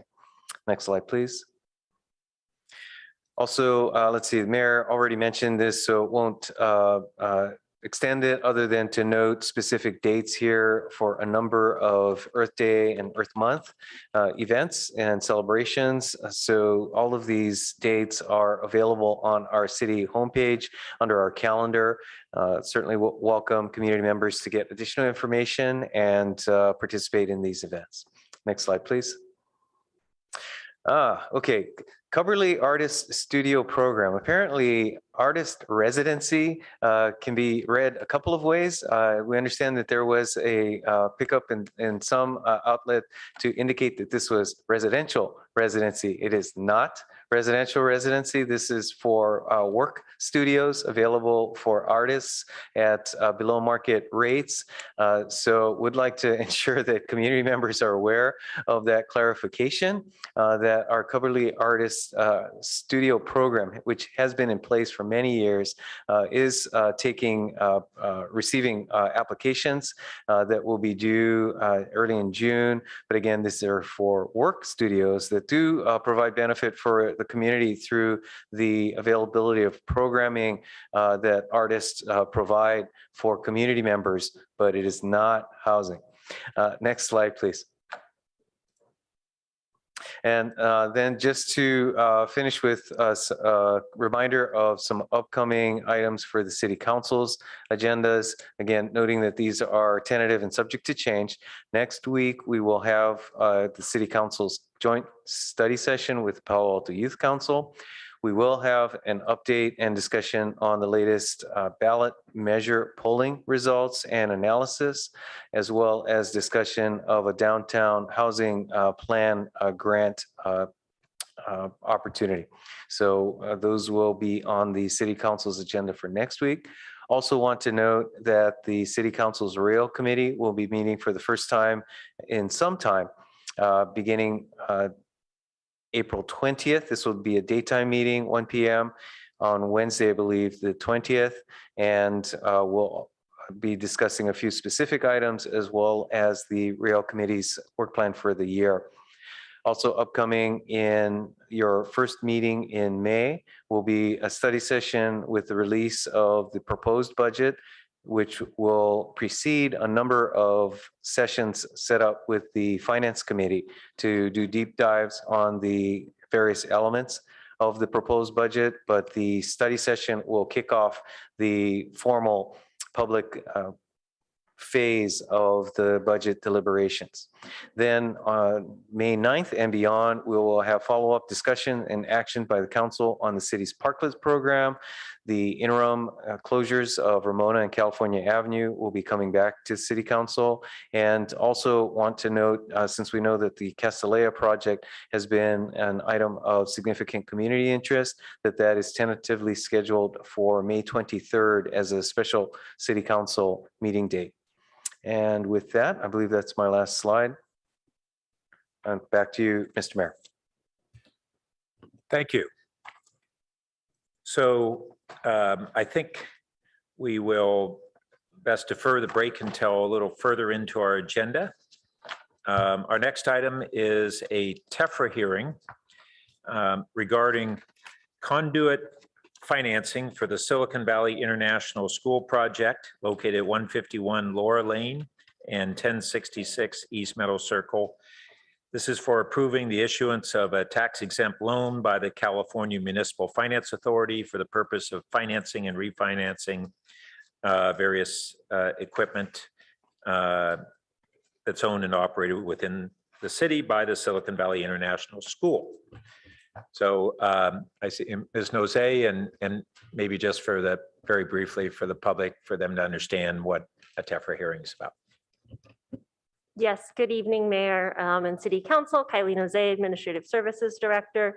As the mayor alluded to, this item placed before you is a public hearing for the issuance of debt. This is not the city's debt. So by the council approving this hearing, there is no obligation to the city's finances. Given the time, we might not have them. We were going to have individuals representing the agency on the call, so I'm not sure if they've joined us yet. But with that being said, I'll turn it back to the mayor and council for your action as well as public comment. Thank you. This is typically a pretty perfunctory matter. Do we have any members of the public who wish to speak on this item?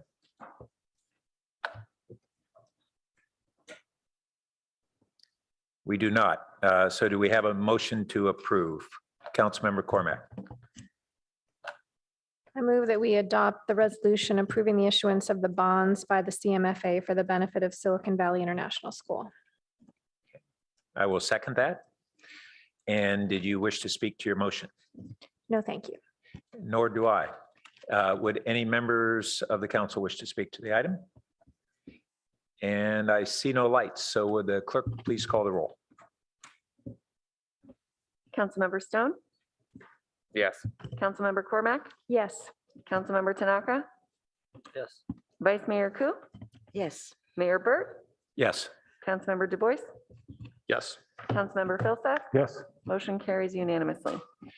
Thank you. So our next item is our first real Would it be- substantive action item tonight, Is it which is, possible to take a break now or no? we can. It's I'd be still okay. fairly early in the meeting, but if council members would like to do it this time, we can do a 10-minute break at this time.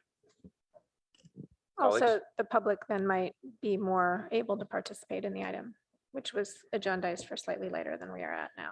We can. Although our agenda items are always approximate. So at this time, we can go ahead and take a 10-minute break. It means we should be back at 6:55 sharp.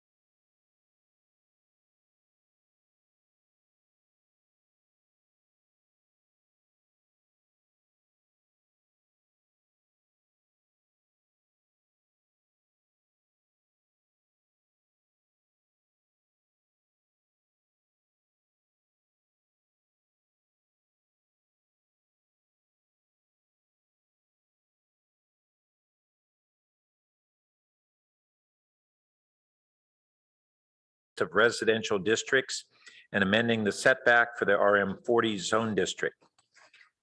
And Director Late, welcome. Great, You want to thank kick you. it off? Thank you, Mayor, and good evening, City Council. Jonathan Late, Director for Planning and Development Services. I will turn over the presentation to Gene Eisberg in just a moment from Lexington Planning. I did want to note that we did receive some public correspondence regarding this item, and that has caused us to want to make just a couple of discrete changes to the ordinance, which we will go over in our presentation. But otherwise, Ms. Eisberg, if you could lead us through the presentation. Okay, great. Thank you, Jonathan, and good evening, Mayor and members of the council. So the next slide is just an overview of our agenda tonight. I'm going to talk for about 10 minutes for this presentation and provide an overview of the project as a whole, where we are in the schedule. And then we'll focus on the revised ordinance tonight on height transitions and the RM40 setbacks. And then I'll talk about what's coming next, which is the objective design standards and the existing versus proposed comparison of objective standards. Next slide, please. So as a reminder, this project aims to create objective design standards. Currently, the city has subjective guidelines, but does not really have design standards. And so through this project, we're identifying the city's design priorities and transforming the existing subjective design criteria into objective standards. And we'll be focusing on those aspects next month. We're also making other changes to Title 18 to remove ambiguity in the code and to streamline project review for eligible housing projects. And that's part of our focus tonight, which is on the height transition section of development standards tables in the code and on the setbacks in the RM40. Next slide, please. So following this first reading of the ordinance tonight, we'll be back on May 16th to focus on other elements of the Objective Design Standards project. That includes revisions to the standards based on the council's motion and action on November 8th. And that includes contextual height standards, privacy and sightline standards, the crosswalk comparison of existing versus proposed standards that I mentioned, as well as other revisions to Title 18 based on the council's motion. Next slide, please. And just to recap, at least a portion of that November 8th motion, we're working on the two top bullets tonight within this ordinance regarding the front and side setbacks in the RM40 and the height transition for ambiguous height standards. The third bullet we are not focused on tonight, but we'll be back on May 16th to address, which is the contextual height standards. The example here in the motion, no part of a building can be more than X feet higher than the lowest adjacent building. The next slide just identifies the crosswalk or comparison of existing versus proposed standards. You saw a summarized versions of this last fall. On the website now, we have an expanded version of this document, which we call the crosswalk. We are going to be updating it based on the ARB's action and recommendation last week. The ARB has been working on proposed changes based on the council's November motion. And so we'll be incorporating those this week, and it should be up on the website by the end of the week. But you can see the progress on that on the website today, and I've got the link there. The next slide shows our process and schedule. I wanted to highlight a couple updates. I mentioned the ARB has been meeting to work on revisions to the design standards based on the council motion. Since we last saw you, we've also had 2 community meetings. The first one on February 1st was an overview of the project and really more of a listening session. And then the second meeting on March 22nd, we previewed many of the standards, both that you're seeing tonight and that you'll see at the May 16th meeting. We got pretty much the same feedback at both of those meetings, which is continuing concerns about privacy, massing when abutting existing residential homes. And that's regardless of the size or nature of those homes. So it's both existing residents of single family homes, but also multifamily homes, and a desire for equivalent standards regardless of zoning district. So the next slide, I'm just going to summarize where we are in terms of the height transition standards that we're reviewing tonight.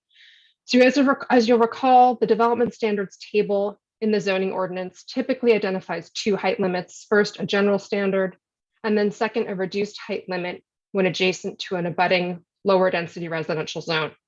And this typically excludes the RM40 higher density district as well as the PC zone. Next slide, please. So the next couple slides just note the existing policy. One issue is that across the zoning districts, there's variation in that horizontal depth where the reduced height standard applies. So sometimes it's a 40-foot or a 50-foot distance, and sometimes it's 150 feet. And then other times, like in this example, in the CN, CC, CS zone, it's ambiguous. So this standard that's complicated and that's been an issue in terms of interpretation. This example says within 150 feet of a residential zone district, other than an RM40 or PC zone, abutting or located within 50 feet of the side. It's a confusing sentence and has been interpreted in different ways by community members, by staff, and is problematic for both decision makers and for property owners who are making decisions about their properties. Next slide, please. So the other observation is that the RM40 is treated differently in the existing code. So as I mentioned, the reduced heights are typically not required for projects in commercial zones when they abut an RM40 district, whereas they are required abutting an RM20, RM30, or a single family home district. And the code currently acknowledges that for RM40 is a higher density district, it has a 40-foot height limit. I do want to mention there are many other standards that help to modulate the massing that protect privacy and sight lines. This includes the daylight plane, side and rear setbacks, screening and landscaping along the property line, as well as fencing. Next slide, please. So when we last met with you January 24th, this is verbatim the motion at that time regarding the height transition ordinance. And so we have revised the ordinance based on that motion. I will mention one caveat related to item B, but item A was to amend the draft ordinance to leave in the term abutting where it already exists, to remove it where it had previously been added in the January version of the code revisions. Second is item B, to clarify that if projects want to reduce the horizontal transition zone by the ARB recommendation, they're opting into a discretionary process. That's the one caveat that I'll mention on the next slide. Third, item C was to extend the height transition reduced height limit when adjacent to RM40 for residential uses only, which are not impacted by the no net loss provisions of SB 330. And then lastly, to incorporate the RMD into the code section regarding PC zoning district, which I'll mention in just a minute. Next slide, please. So just summarizing the draft ordinance, we haven't made any changes regarding RM40 setbacks, but that is part of this ordinance to make those objective instead of the ranges that are expressed in the code today. Next bullet is basically the charge of the ordinance, which where we have ambiguity, is it 50 feet, is it 150 feet, just to change it to 150 feet to add clarity. And those changes affect the CNCC CS zones as well as the workforce housing overlay. As discussed in January, the draft ordinance includes an allowance for a reduction by the director upon recommendation by the ARB, and that would allow an applicant to request a reduction from 150 feet horizontal distance to as low as 50 feet. And although that is generally a discretionary action, there are some cases where it could still be ministerial. And that case is a Senate Bill 35 streamlining project that's also a state density bonus project. Such a project could request a waiver to reduce that limit and still be subject to ministerial approval. Next slide, please. So the other key revisions to the code, on the next slide, please, are to, back one, thank you, to add a reduced height limit for non-residential uses abutting RM40 sites. And again, that's where the SB 330 no net loss provision does not apply. Second bullet, to add the RMD to the list of zones in the PC district where reduced height is required when adjacent, and that's motion item D. And then lastly, the revised ordinance removes the previously proposed word abutting from the height standard. This is motion item A, and that changes two districts, section 1813, the RM districts, and section 1820, which is the commercial office districts that allow residential. And one thing I wanted to mention here is that when we remove the term abutting from the standard, that means that the reduced height limit would apply within 150 feet, even if a project's not abutting. So if it's, we call it the leapfrog scenario, if it's separated by another site, separated by a street, that 150-foot distance could apply to a non-abutting site. And the next slide shows an example of this, which is, you can see the shaded area in the center of the screen. That reduced height limit would apply within that gray shaded area surrounded in red, whereas the rest of the site could achieve that 50-foot height limit. And in this case, this example that we found is actually a housing element opportunity site. So just wanted to show that this could exist as a consequence of the ordinance. The next slide summarizes the public comment that Jonathan alluded to. The commenter, and this is in your packet, expressed a desire to apply the height transition to both the abutting and the leapfrog condition. Second, to add the RM40 zone to the list of residential zones where reduced height limits would apply. Third, to remove potential reductions from 150 feet to 50 feet by the director upon recommendation by the ARB. And lastly, to correct the PC zone list of zoning districts and the reference to abutting. The first three items, this is a staff summary. These are not the specific points mentioned by the commenter, but for summary purposes here, we've summarized them. But the first 3 points were all shown in the January version of the ordinance. We did not feel we received direction from the council to make such changes, and so we have not made such changes. With respect to the fourth item, we do recommend some corrections, and the next slide shows what those would be, and I'll summarize them in the staff recommendation. But here, this is section 9 of the ordinance, packet page 264. And so we're recommending a change to, instead of the word "and" in the first part of the sentence, sites abutting or having any portion located within, and then within section B, striking the term abutting, which was previously added, and striking the 20 in the RM20 phrase. So the next slide summarizes our staff recommendation, which is to conduct a first reading for changes to the height transitions and other development standards in attachment A, take public comment, and adopt the ordinance with the following amendments. Again, in section 9, keeping that sites abutting or having, changing the RM20 to just RM, and then removing abutting where added. And then, as I mentioned, we'll be returning to the council next month with changes to the objective design standards and other regulations based on that November 8th motion. That concludes my presentation, and I'm happy to answer questions. Thank you. Thank you. So before hearing from members of the public, we can take a round of questions if there are any technical questions that council members have. Councilmember Cormack. Thank you, Mayor Burt, and thank you, Ms. Eisberg, for an exceptionally clear presentation. Of course, now I need my reading glasses to see which slide I'm talking about. Slide 10, talking about RM40 being treated differently historically here in the city. I confess I don't know how other cities treat larger, higher density areas. And I realize that staff may not be prepared for this question, but it occurred to me as we were reading through this. Are these larger density areas usually treated differently, like in other cities? I realize it's kind of a vague question, but you know.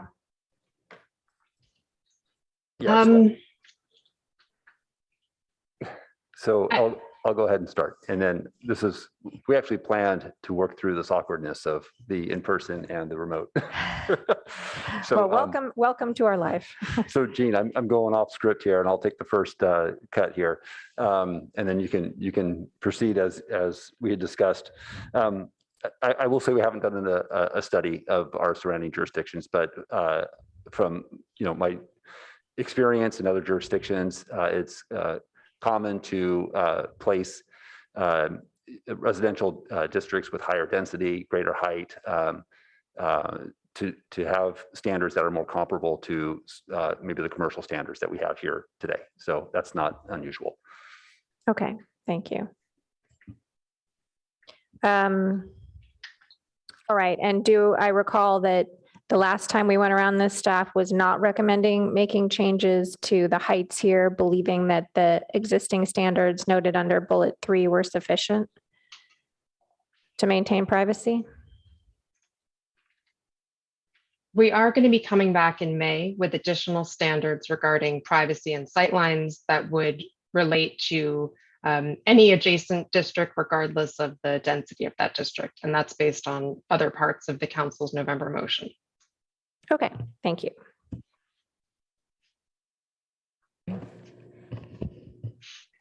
Councilmember Du Bois. Yeah, thanks. Just a couple of quick questions. I guess one of the members of the public raised a question about, do we need to actually clarify the definition of abutting? What did staff think of that suggestion?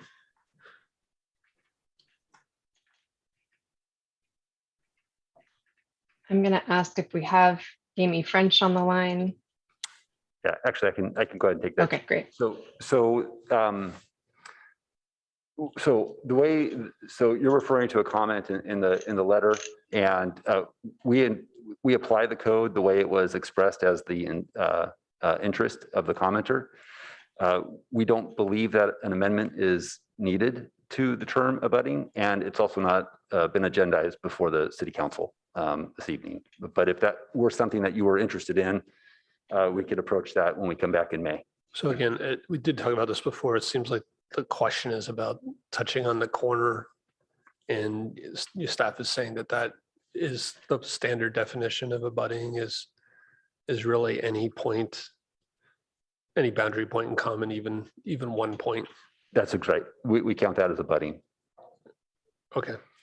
And then the other question, there was a little bit of a discussion about if someone didn't like the height transition, they could ask for a variance, but they'd have to be suffering some unique thing that applies to their property typically to get a variance. So variance, yes, but what's proposed in the ordinance is that they would go to the Architectural Review Board for a recommendation to deviate from that. Yes. I'm just wondering, could somebody claim that this 150-foot transition ordinance is the hardship? Or it's a different standard than a variance when you go to the Architectural Board seeking relief. You're talking about a design exception, right?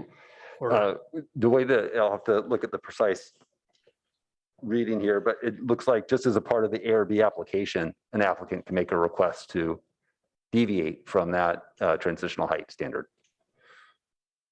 okay, but that seems like, well, we can get into a discussion. It was really just a question about the variance itself.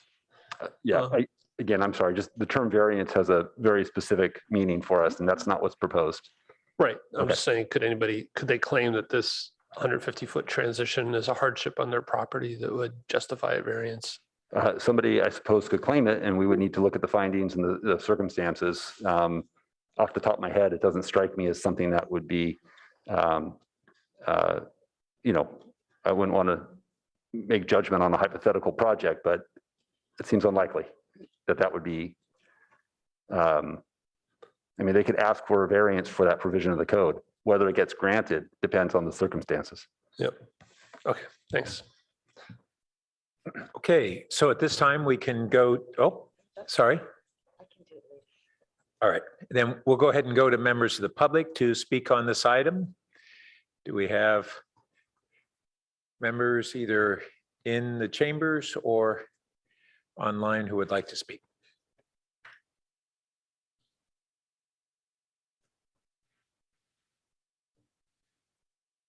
Oh, is that the amount of time you meant to have? Okay, our first speaker is Jeff Levinsky. And just to clarify, there were several comments about a letter from a member of the public, and I think that was referring to Mr. Levinsky's letter. Welcome. And he'll be followed by Liz Gardner. Good evening, council members and staff. As my letter to you last Friday detailed, the ordinance before you doesn't actually meet a number of the simple objectives that you set in your January 24th motion. The ordinance adds the abutting requirement in some situations, and your motion said not to do that. It fails to fully protect RM40 in more than one place. It even removes some protections, and I think the adjustment that staff mentioned might deal with that. Another problem is that footnote that Council Member Du Bois mentioned, and that is it's a brand new process that allows developers to increase the height of their buildings. Nearby residents will have to somehow find out that a new building is applying for this increase. Here, when the director has decided to allow it, figure out how to write an appeal within the allowed number of days, figure out how to file that appeal, pay over $600 in fees, and then undergo all the political uncertainties of a vote by the city council just to preserve the height protections that are in the law today. I don't think anybody thought that's what this process was supposed to do, was to put new burdens on residents. If we're trying to keep our law simple, streamlined, and objective and not waste council time, I'd suggest you just remove that process. By the way, I've attended all the public meetings on this, and at no meeting has anyone ever spoken up in favor of this new process. So I don't know who even asked for it. I urge you to also fix the definition of abutting. Staff said at a public meeting, they've interpreted it to meaning at corners, but you can also meet, by the way, at side points.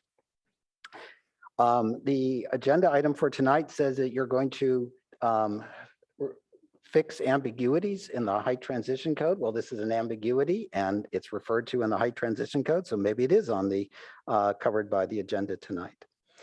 My last point is that my letter looked at specific problems in the ordinance and proposed actually rather conservative fixes. But you might also change where we provide only 50 feet to 150 feet, as your motion specified. And if you read it carefully, only in some cases does the ordinance protect residents who live in commercial zones, such as in a mixed-use building. It would be more equitable to fix the law tonight to cover the other cases and thus guarantee that every resident in Palo Alto, no matter if they live in a residential zone or in a mixed-use building in a commercial zone, will receive the same protections. Thank you very much. Thank you. Our next speaker is Liz Gardner, to be followed by Rebecca Eisenberg. Welcome.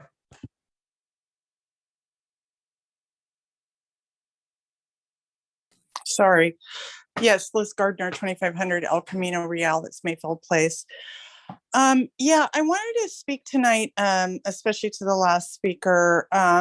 You know, I'm not sure what the site zones and the abutting and the facades and all this. I'm not an architect or a city planner, but I guess my point is that when a commenter or the city are speaking of residents, are they speaking to R1 zones?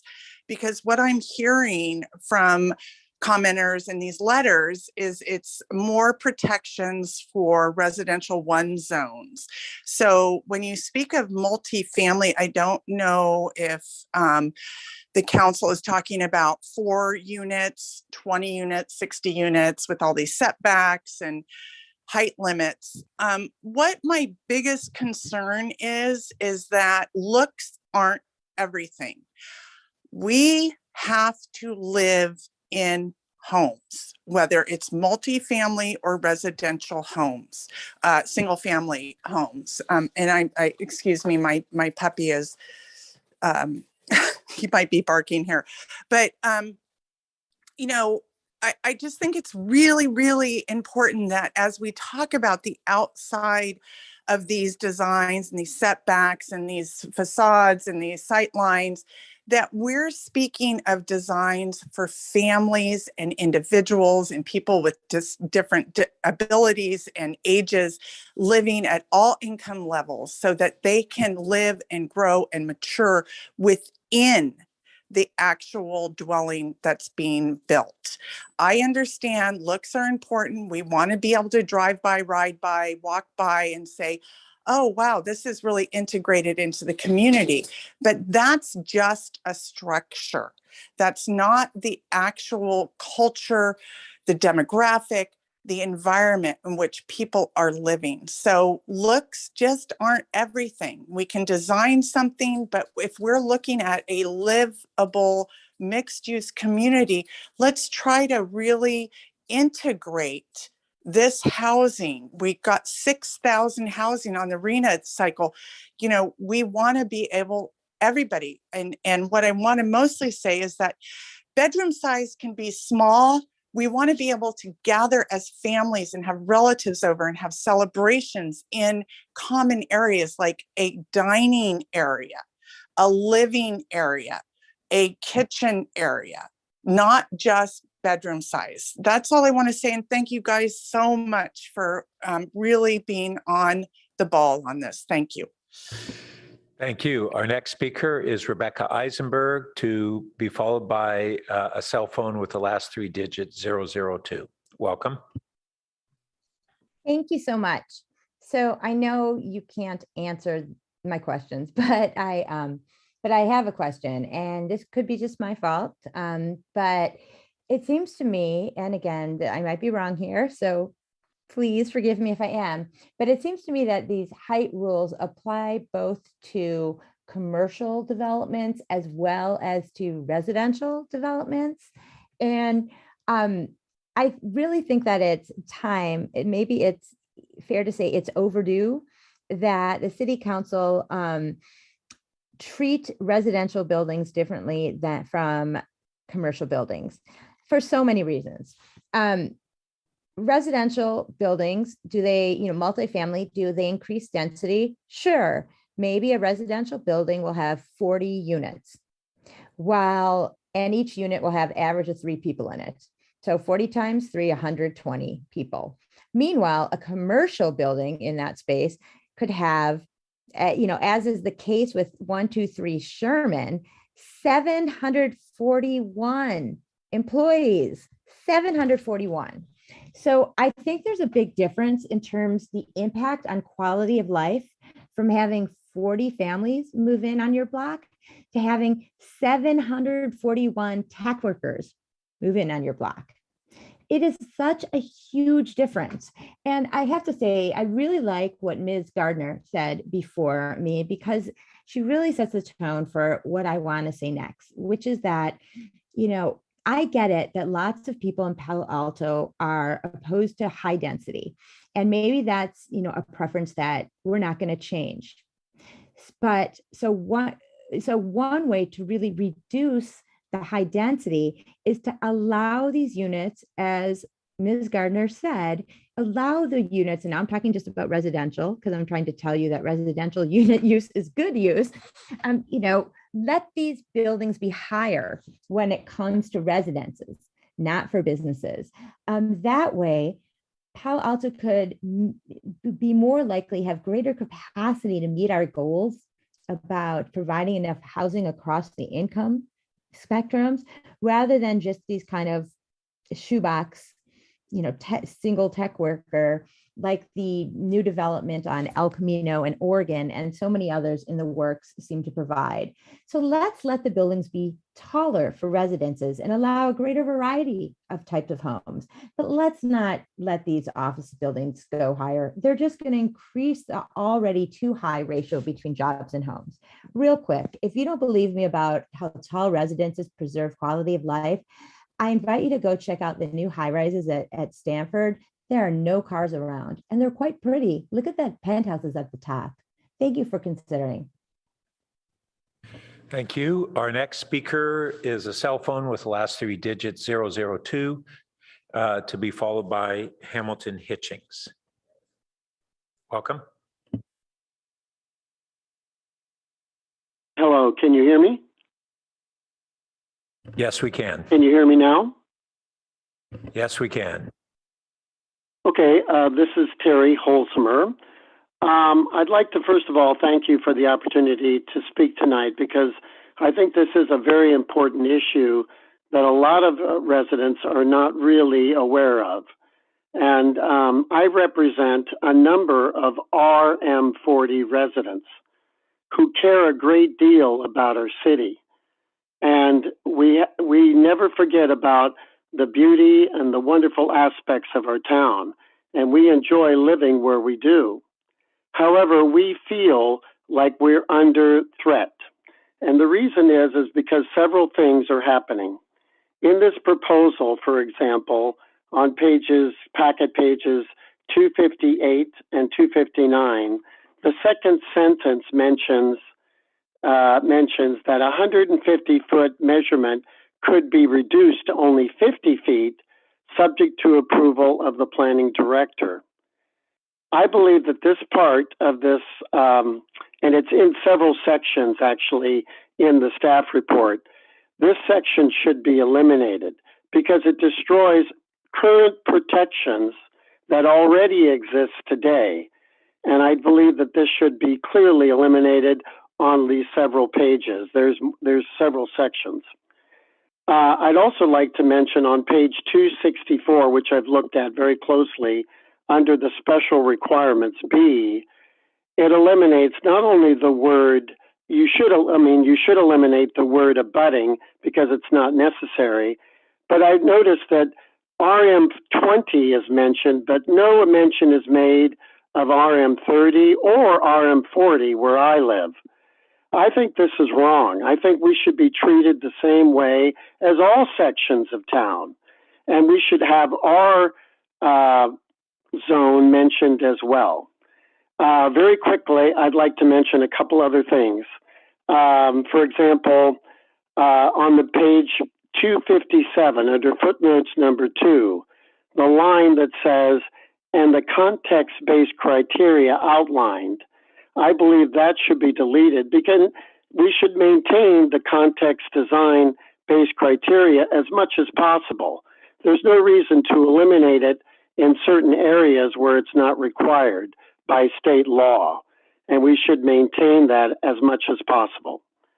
Okay, finally, I'd just like to mention once again to those people who don't know me or don't know where I live, I am not a rich person. I'm a school teacher. I make a certain salary, which is a lot lower than a lot of other people in this town. And I live in an RM40 unit. So this is not a high income, high end facility. Thank you. And I hope that you will treat our residents the same as you would any other part of town. Thank you very much. Thank you. And our final speaker is Hamilton Hitchings. Welcome.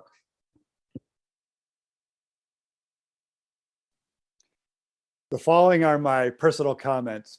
I agree with Rebecca Eisenberg that we need to treat commercial and residential buildings differently and that location matters when it comes to height.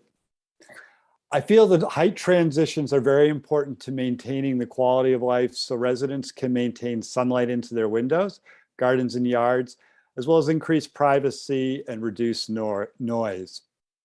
I agree with Terry Holzheimer on his points about striking language. Specifically, when reading this new proposed ordinance, I had concerns about several sections that allowed the planning director to approve reducing the 150-foot transition to 50 feet from residents upon recommendation for the ARB, and in at least one case, reducing it from 50 feet to less. I feel that recommendation by the ARP with approval from the planning director is a rather low bar. Keep in mind that developers are major employees of architects, so at very least there's an inherent conflict of interest. My preference would be to strike this language wherever possible, or at least limit it to 100% affordable or BMR multifamily. Regardless, it seems like a giant loophole. Another comment I have is on rooftop gardens. While locations such as downtown can be great when not abutting residential neighborhoods, I'd be cautious about counting them as open space. Often access is restricted even when it's claimed they will be available to the community prior to receiving development approval. And in general, it means the footprint of the building dominates the property. Lastly, I was hoping we can remove workforce housing from the code, since it's really just market rate housing with zoning benefits without the commensurate affordability benefits. Thank you. Thank you. So we'll now return to the council for discussion and motions. Vice Mayor Coop.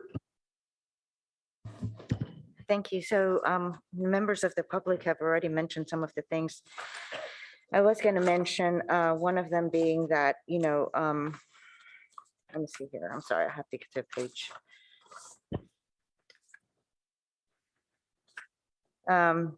In the footnotes, 9 and 5, where the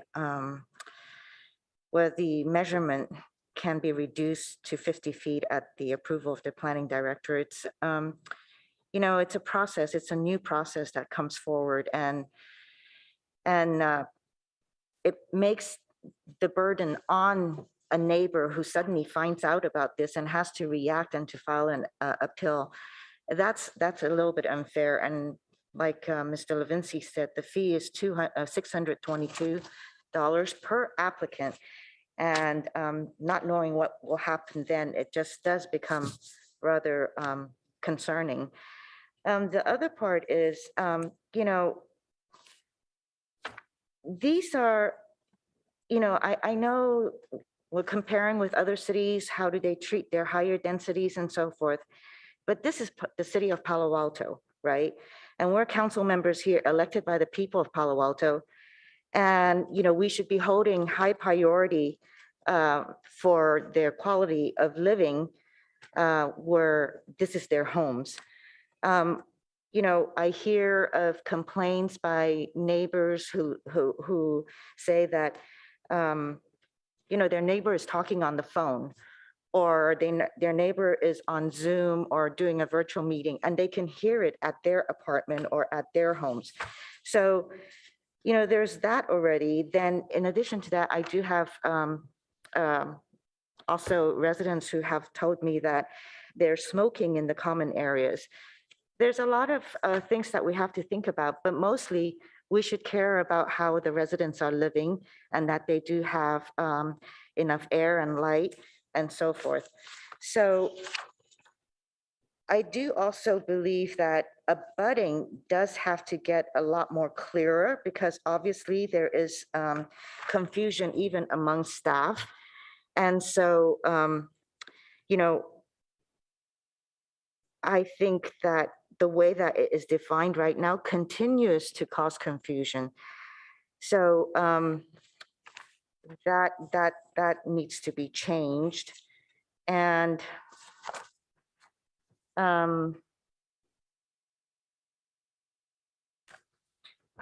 actually, I did go ahead and prepare a motion, and you did say to entertain.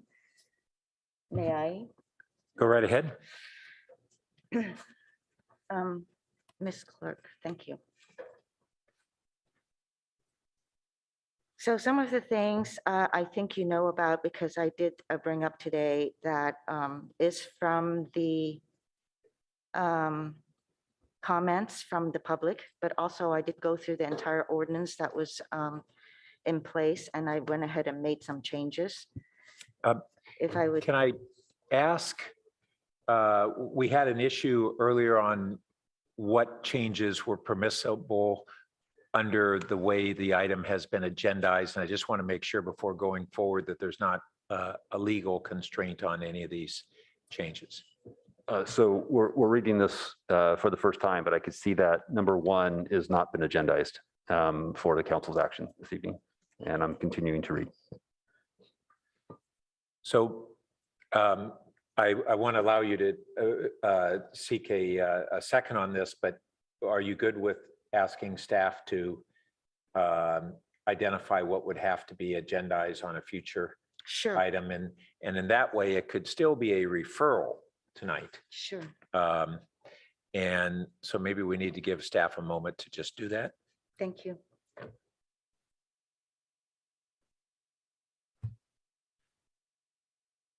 Yeah, I believe Mayor, thank you. I believe the rest of them, just on a quick skim here, is consistent with how the item was agendized. And I believe there's room for the council to advance this if you desire. Thank you. Okay, you have the floor again. Are you, Mr. Late? So number one, the definition for abutting should be referred, or? Council could refer that. Yes, you could refer that, and we would come back on in May with a updated definition. So I think, Madam Clerk, if we could just change number one to be a referral item by council to return, or direct staff to return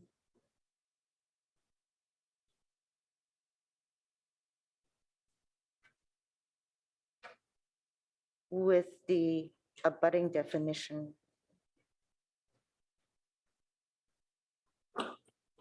Thank you.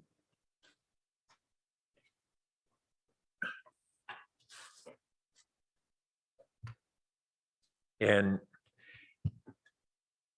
if folks have had a chance to digest this enough, is there a second to the motion?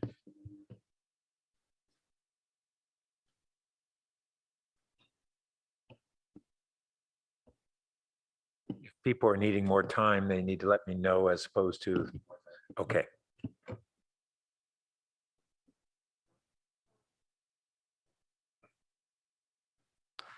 All right, Mayor, if I may, as I'm also looking at Certainly. this with the council. Yep. It does look like some of the changes would trigger a concern for staff relative to SB 330 state law, which talks about not decreasing the intensity of development. And so where we have in the code today provisions that establish these transitional heights next to the RM40 and the PC zone, those are areas that we think we cannot amend at this time because it would alter, we believe it would conflict with state law. And that's why our ordinance was drafted in the way that it was drafted. So we'd have to look more precisely at this, but that's an area I want to flag as a Okay, concern. so are you ready at this time to identify where that may be problematic, or would you like more time to flesh that out? Thank you. I would need some more time. Okay, so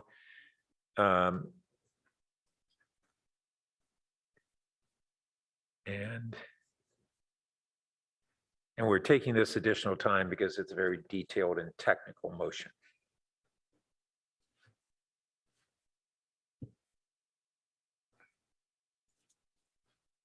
Councilmember Philseth.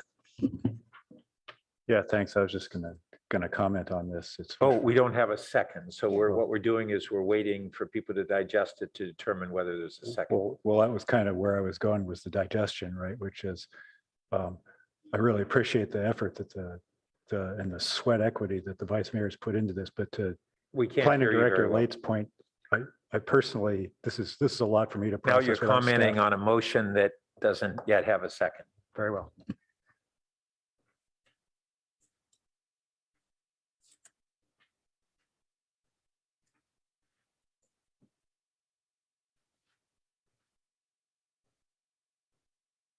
We'll give it another minute.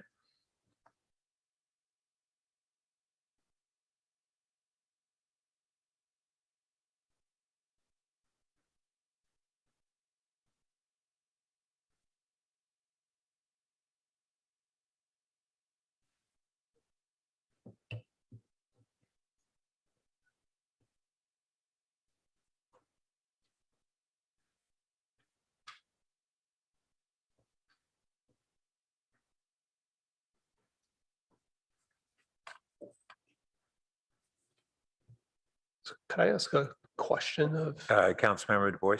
Yeah. So it's really a question of the vice mayor, but also planning staff. So it looks like these changes reflect the letter from Mr. Levinsky. Is that correct? Yes, for most of them, yes. I did add in a few words such as residential use after some of the phrases. Okay. And then could planning staff explain a little bit more? So you had this at places change that applied only to number 9, which is PC zones. And could you just talk a little bit more? I guess your concern is if it applied to some of the other sections that it would cause problems? I guess I'm not sure what you mean by cause problems. I think Your it's, comment about concerns about SB 35. yeah, there are some areas where we did not make changes because, and we had this conversation in January when we were before the council. There's a limit on the types of changes that we can make to residential development. And so as we've noted before, the reason we're before you with this code section in the first place is because it's confusing. I think we can all agree that the language in the code is challenging. And so we're just simply to understand, get some clarity from the council as to how you want to approach this transitional height. But like specifically like trying to look through this, like you have kind of this change for section 9. Yes. But why not section 8, which is like workforce housing? Okay, because I mean, it's let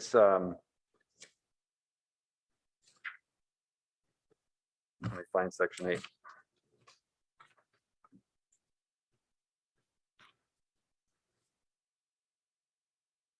Okay.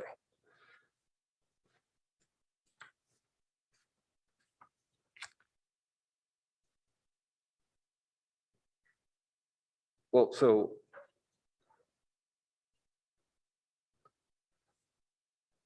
I guess to answer your question, I would just take a step back.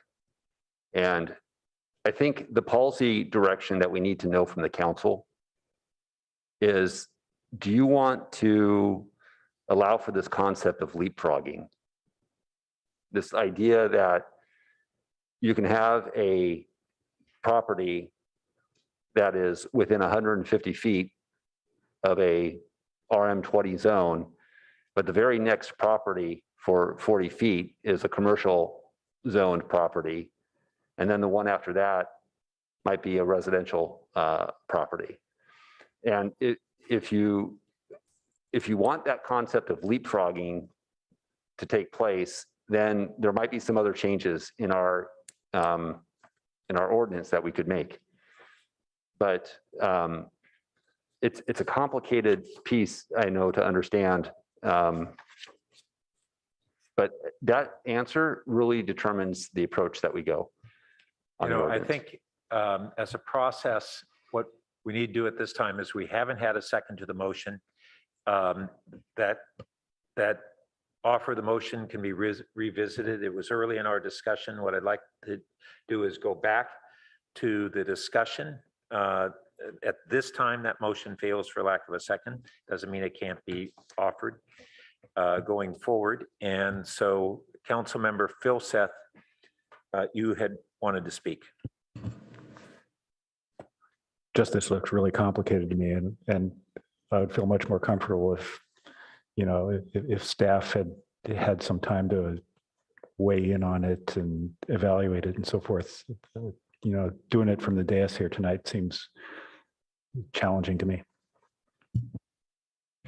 Councilmember Du Bois. Oh, Stone, excuse me. Councilmember Stone. Thank you, Mr. Mayor. I want to revisit the idea of leapfrogging and kind of what you were talking about there, Director Lade. I guess what I see this, and I'm curious if you do as well, as a tool to be able to kind of leverage our zoning in order to be able to encourage greater housing over office growth, especially in areas where there can be both mixed commercial and residential, and maybe what variation there, or does the staff proposal tonight kind of create that ability to offer greater incentive for housing production over that commercial piece? So thank you for that question. I think, you know, from a staff perspective, we're not really trying to introduce new policy here. What we're trying to do is understand the existing language of the code. And so we're coming to the council to understand your read on how this provision needs to be adjusted. Reasonable people have looked at these code sections and have concluded that the lower height transitions occur within 150 feet or may require it only at 50 feet. And so depending on the choices that we make, how we amend this code, it could influence any of those topics that you were noting in your question. The one part where staff is sort of maintaining a perspective on is relative to state law. And if we feel that the regulation may conflict with state law, we're going to raise our hand and say, we think that's a concern. But beyond that, the council has discretion on how it wants to apply this code section or sections. Okay, so just kind of follow up there, one thing as far as the prior policy direction and what's before us tonight kind of creates any greater incentive for housing over commercial projects the way this the code being provides. A greater incentive. I guess what I'm looking at with the thank you. I guess what I'm looking at is there are sections where it would apply to non-residential.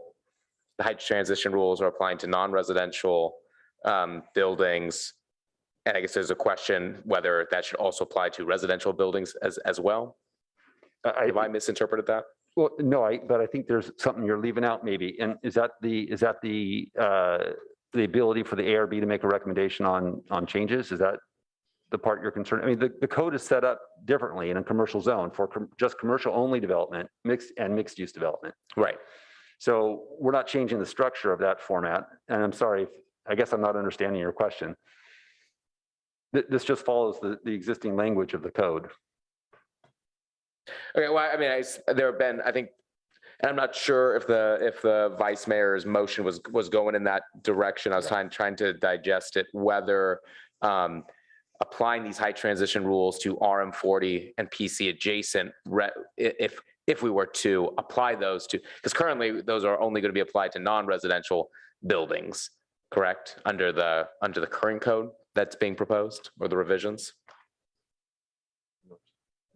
So let me ask Jody Gerhard, our manager of current planning, to help us respond to how we operationalize that code section. Yes, so good evening, council. I believe that you're speaking to packet page 258 and 59, which are the commercial sections. Correct. And so we have proposed a change to the non-residential, which we're striking RM40, which means that there would be additional protections for RM40 if it was a non-residential project. We don't feel that we're able to do that on table 4 for the residential projects because we feel like the state could see that as a downzoning. Thank you. That's exactly what I was trying to understand. And I guess my kind of follow up there, and it seems like I'm sure staff's answer would be consistent with sort of the state's judgment on that. To do that would likely impede the possibility of greater housing production. It may, but I guess the bigger risk is in conflict with state law and action thereafter. Yeah, and I agree that's the greater legal risk, but as far as kind of policy concerns from the city, we've reaffirmed time after time our interest in promoting housing production and affordable housing production. So I think it's a risk in both categories. Understood. One thing I wanted to kind of clarify, since I'm running out of time, on page 251, it talks about sort of unintended consequences of that leapfrog scenario and uses the opportunity site in South El Camino as an example. And you talked about it in the staff report. I think you clarified it, but I just want to make sure I'm clear on it. It says it is required to meet its density threshold, and because of the first 15 feet of the property would be limited to 35 feet. The rest of the property would need to be higher, and that it could be built up to 50 feet. So I just want to clarify. So if staff's saying the rest of that property could still meet its density requirements if built out to 50 feet, or are you saying that variances would likely then be needed to be granted in order for it to be able to maximize its density. Yeah. So I believe what we're saying, and I welcome Ms. Eisberg to correct me if I don't have this correctly, is that we believe in that instance, there is enough development potential that exists under the existing zonings that we did not see that as problematic. Great, thank you. Vice Mayor Koo. So could you put up slide number 14, which was the slide that the leapfrog scenario with the diagram?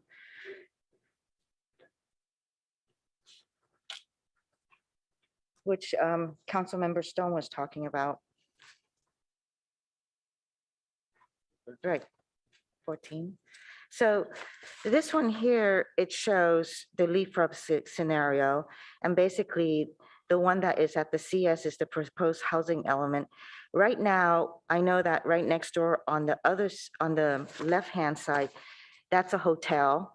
Behind it are a whole bunch of townhomes. And then behind it, the PC is condominiums with townhomes further back.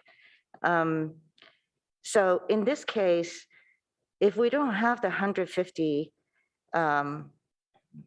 feet buffer, then it means that the CS can go up pretty high and there's no transition at all, which means that the PC might be affected and the RM20 will potentially be as well, because it can go pretty high. And then whatever is in the future of the right-hand side CS, I don't know what that is. I think that's also a hotel. Or maybe Elks.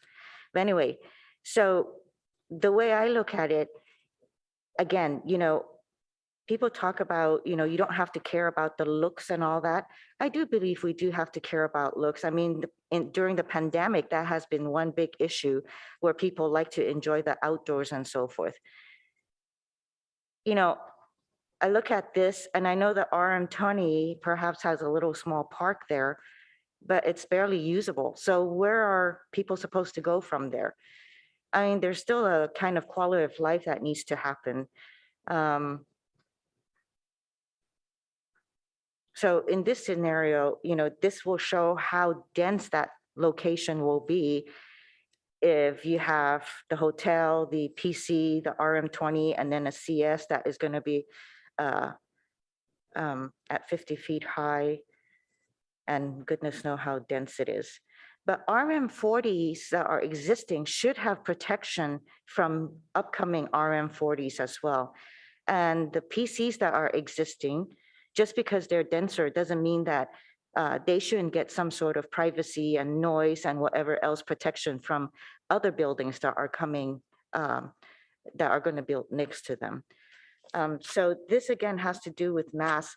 And I realize you're talking about where state law comes in, but there is also density bonus that can assist it, or they can work within the RMM40 and not go to the total number of units. But I do think that, leaving it the way that your staff is suggesting is, again, I think there is continued confusion. So I would hope that you'd reconsider. I just wanted to address the leapfrog scenario and why we should keep it, because it does give it some light. We'll retain some of our daylight planes as well as some open space. Not open space in the sense of actually a park or that sort, but actually breathing space, and the mass is not as intense. Thank you. Okay, I don't see additional lights yet. Councilmember Du Bois. So sorry, but I think it'd be helpful maybe if we just step through the sections and talking about leapfrogging. Would you mind just saying, so for each section, are we supporting leapfrogging or not? So I think, if we start with section 4, which is the commercial zones, it looks like we're not. Is that correct? Ms. Eisberg, can you walk us through those sections? So based on our interpretation, there's only 2 chapters where this leapfrog condition would exist. And that's 18.13, which is the RM districts, and 18.20, which is the office commercial, MOR, RLM, RP, and GM. And that's because the way we've revised those phrases is that it just says abutting. So if you're within 150 feet of an abutting residential district, the lower height standard would apply. Where that word abutting doesn't appear, it basically means within any 150 foot distance. And that would include that leapfrog condition where you're separated by a site. Right. Okay, so that's what I thought. So again, that would be section 7 and section 6.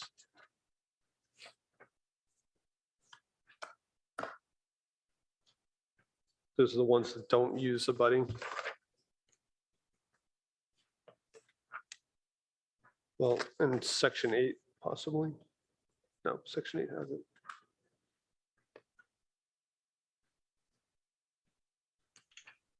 Yes, so that's packet page 262, which is section 6. And then section 7, also at the bottom of 262.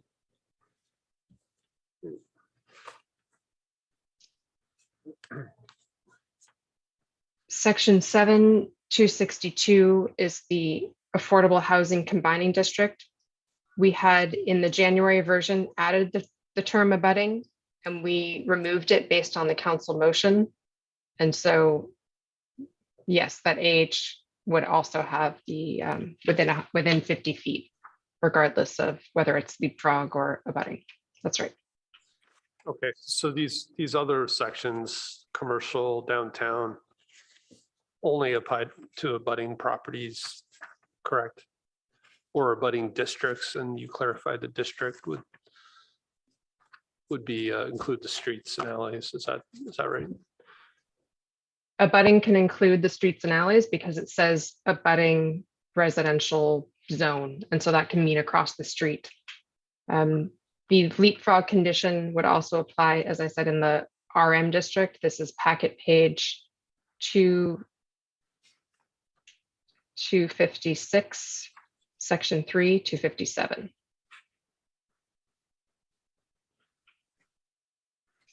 Okay, thank you.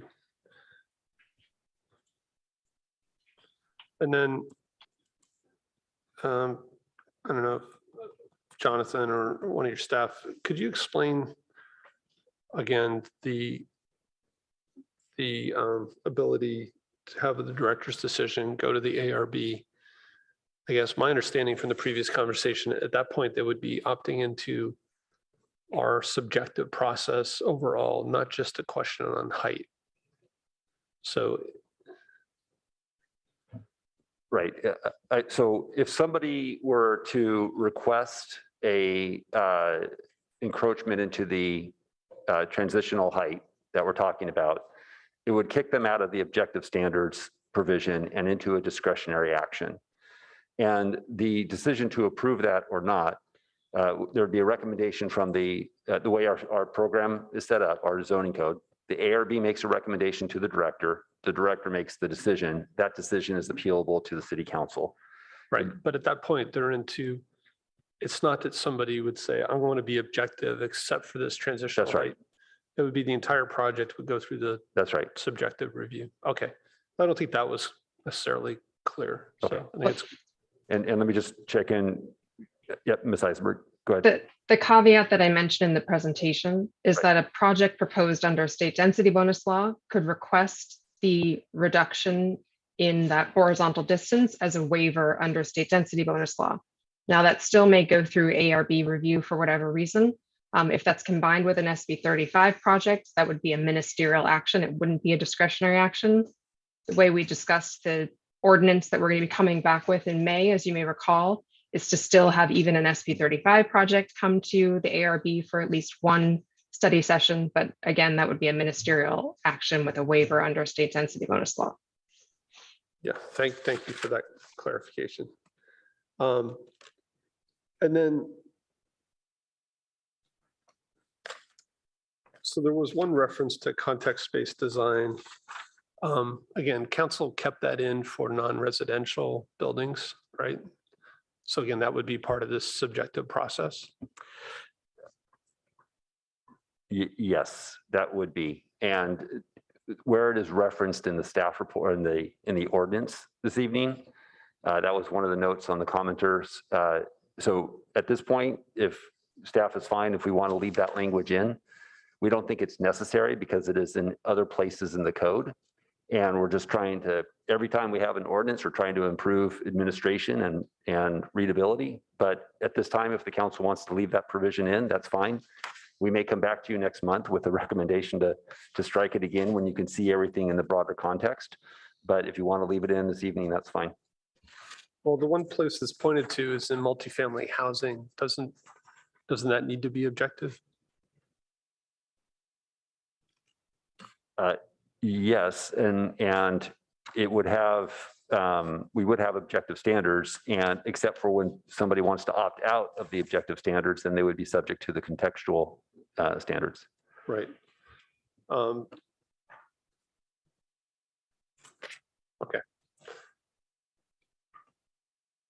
And then just checking my notes. So I guess, again, just to be crystal clear, so, you know, one of the speakers, I think referred to it as a giant loophole, but really they would be going back to the current process we have, essentially. So, yes. Okay. Yeah, with the caveat that Ms. Eisenberg noted. Right. Okay. Thank you. Councilmember Cormack. Thank you, Mayor Burt. Okay. I'm on packet page 251 and I'm trying to understand the leapfrog thing. So it looks like the motion said essentially no leapfrogging. Well, can you just walk through what we think we asked for and what's in the ordinance? Thank you. Ms. Eisenberg, if you can walk us through the council motion and how the ordinance is set up relative to leapfrogging. So the council motion is, it's verbatim on slide 11, and it said, item A, amend the proposed ordinance to 150-foot height transition zone while leaving the abutting conditions where they had already existed, where they already exist. Okay. And in that January version of the ordinance, we had added the word abutting to a couple districts where it currently did not read abutting. And so we interpreted this motion to say, leaving the abutting conditions where they exist and removing them where we had added them.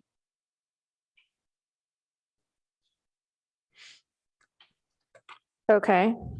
And so we didn't interpret the motion as a judgment on leapfrogging or not, just to keep things the way that they currently were written.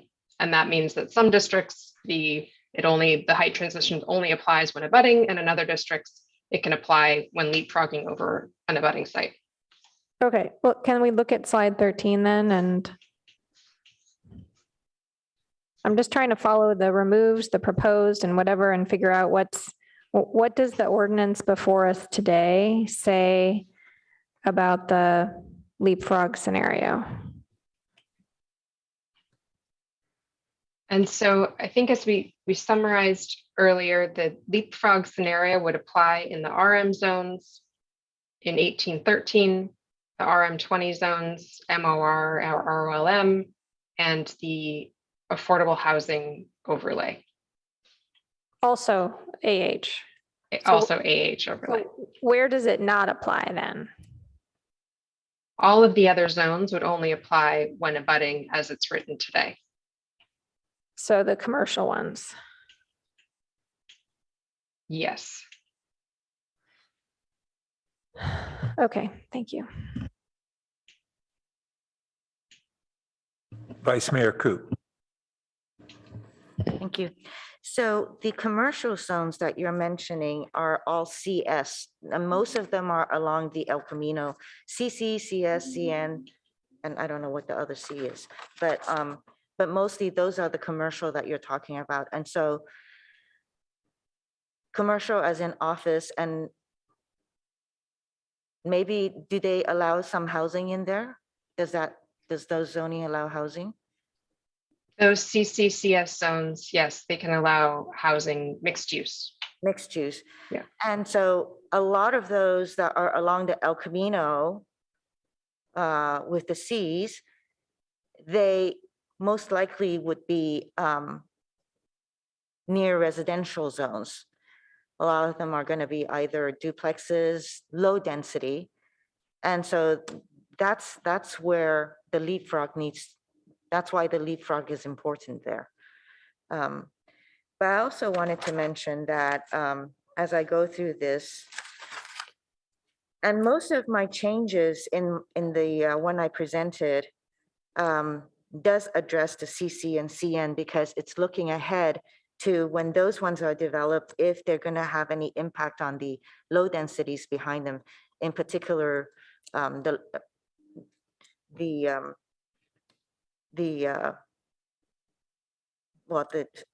lower density, but then it could also have impact on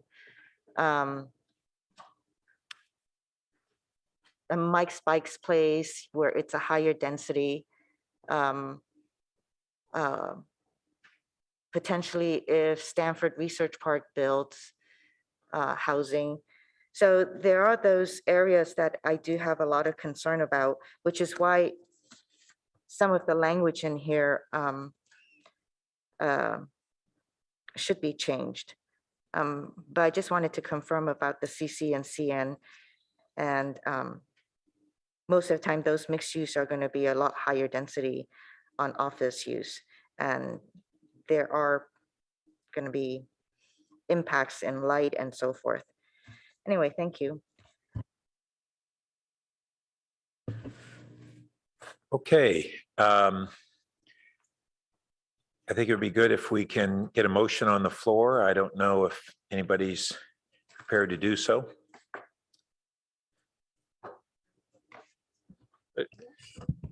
Councilmember Du Bois. Yeah, so again, I appreciate staff walking through this. I read it several times. I think you did a pretty good job of reflecting what we did. And I did make, I think, the motion that's here. And I think that was the intent, was to revert it back to the way it was.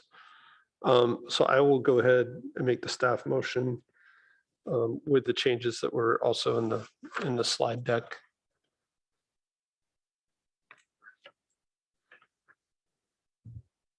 I'll second it. So again, I think where we are is with this idea of 150-foot distance in most of the residential districts, not necessarily downtown or in CCs, which I think is actually appropriate. And again, with the clarification that what we're really talking about is going through the subjective process. And then if you opt out of it, you're going through the entire subjective process, not just on height, but design criteria where it applies. So I think this is what we intended.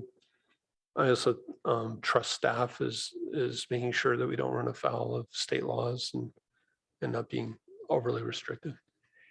And we may need some guidance on being able to get your exact motion up on the screen. And while we're working on that, Councilmember Philseth, you want to speak to your second? Well, yeah, just briefly, I think I mean, again, want to see exactly what it says on the screen when we finish capturing the motion, but it looks to me like it reflects what we asked for back in January.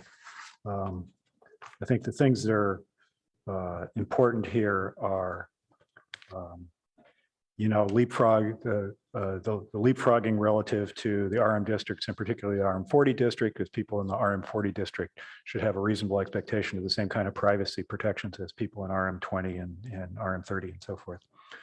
I think that the issue of the process, particularly in the subjective process where somebody asks for a variance, the planning director makes a decision and it's appealable. I think this is consistent with the way we do things now. I think it doesn't make sense to have one process for the transitional height ordinance and a different process for some other kind of variance. So I think that makes sense. And I also think that this seems to me part of the larger process of moving to objective standards, which the state has directed us to do. And so this is one step in the sequence of this process. Finally, I think one of the reasons that we want to, and this looking ahead some, but I think we want to make sure that we've got our objective standards really crisp and clean. We'll have to wait to see what comes out of the housing element, but I suspect, in the future, we may decide that we need, districts or zoning conventions above RM40. I mean, at some level, we have a few of those already, right? And so I think we need to make sure our processes are robust and consistent, and we've ironed out sort of all the questions about, well, what about leapfrogging and so forth? What about height transitions, which were, maybe not super explicit before because we had a context-based process which handled those kinds of things, and we're not going to have that anymore. So I think it's important that we get this really crisp and clean. Councilmember Cormack. Thank you, Mayor Burt. So I want to be sure I understand how this applies to affordable housing. This would provide that new construction has to be lower, further away, or this would affect the height at which affordable housing could be constructed?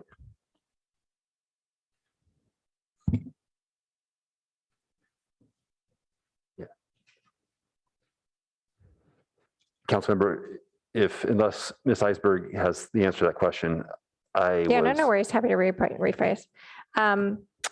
So I want to be sure I understand the impact of this on affordable housing overlay, which is this providing to affordable housing the same protection, I'm not going to use the word same protection, the same requirements for 20, 30, and 40, or is it potentially reducing the height that affordable housing could be constructed? No, this is consistent with the way that we've applied the affordable housing overlay to Wilton Court, and would be how we would apply it to future projects seeking that entitlement. Okay. And would I be right in assuming that if this passes, then we will have a fair number of legal non-conforming buildings in various places? So that was part of our thought process, and also part of the reason why we have that discretionary process of going to the Architectural Review Board for recommendation. So that right there is going to help mitigate any non-conforming issues. So I think the answer to your question is no, there may be some, but not many. Okay, but if someone wants to rebuild a non-conforming residential building, yes, there's a way for them to do that. That's exactly right. They would not meet this objective standard. That's correct. They would have to go through the process that we're familiar with today. Okay, thank you. And Vice Mayor Coop. I realized that staff had said that it's not necessary to put back in the context-based criteria outlined in section 18.13.060. But I'd like to find out if the maker and the seconder would put that back into the section. It's just made clear that they do fall back in if people submit, if developers submit a application under the housing bills, then they go along with, then they wouldn't be in the context space. But then if they fall out of it, then it goes through the discretionary process, which is under the context-based criteria. And it's pretty clear if it's stated in there. Does staff have any objection to that? No, again, with the caveat that we may come back to you next month asking that it be removed when you have the context of all the other changes that we're proposing to make. We don't think it's necessary. If it makes you feel more comfortable to have it in there, we can leave it in there. But we may ask that it be removed when we come back. When you, again, and because you're only seeing this tiny little slice of this ordinance right now, there's a whole bunch of other stuff. And so I could understand why the council may not want to pull that out right now in the abstract. But when we come back to you with this bigger ordinance, then you might say, oh yes, this makes sense. We can pull it out in this section. Or you may say, no, we want to leave it in there. So we're fine either way for I tonight. mean, if you're fine with it, I'd go ahead and add it in.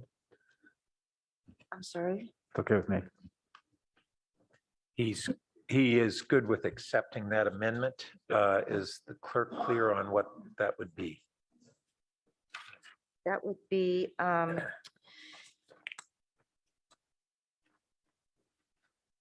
section 3. Director Late, I think, is going to be able to help out there, and we'll see whether on the screen, whether it captures your intent. And Councilmember Du Bois, the motion as we have it on the screen reflects what you intended to include? Yeah, I did have one more question actually. Okay. After. Okay. You done? Okay.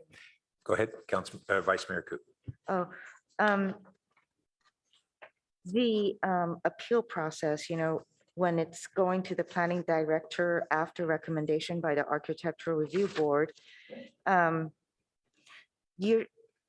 Director Late, you're saying that's not a new process under this new recommendation?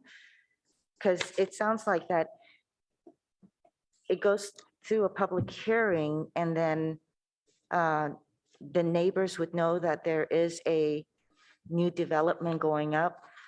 But the whole point is that they shouldn't have to go through an appeal process. But you're saying that this is there now. They're afforded, they don't need to go through an appeal process. I think what we're saying is we're trying to draft a set of objective standards that either you meet the code or you don't. And with this language, when it gets adopted, if they don't meet the code and they need to seek a transition, an encroachment into that transitional height, that process is the same process that we have today on the books. So anybody who wants to go to the architectural review board today, that's not an objective project, has the process of getting the recommendation to the director makes a decision, and that decision's appealable. So that's our process. So there's nothing new added. There's no increased barrier. Because we're saying this is what the objective standard is. And a private property owner, developer could decide, I don't want to go the path of the objective standard. And if they decide that, then they're going through the process that we're all familiar with today. So basically, any person who wants to appeal, they still have to submit an application for the appeal, pay the fee. That's no different than it is today. And then it goes into, and then where does it go? To a director hearing or? No, a decision of the director from ARB gets appealed to the city council. It goes on your consent calendar. If 3 or more council members want to pull it, it gets pulled and you have a hearing on it. Otherwise, the decision stands. Okay.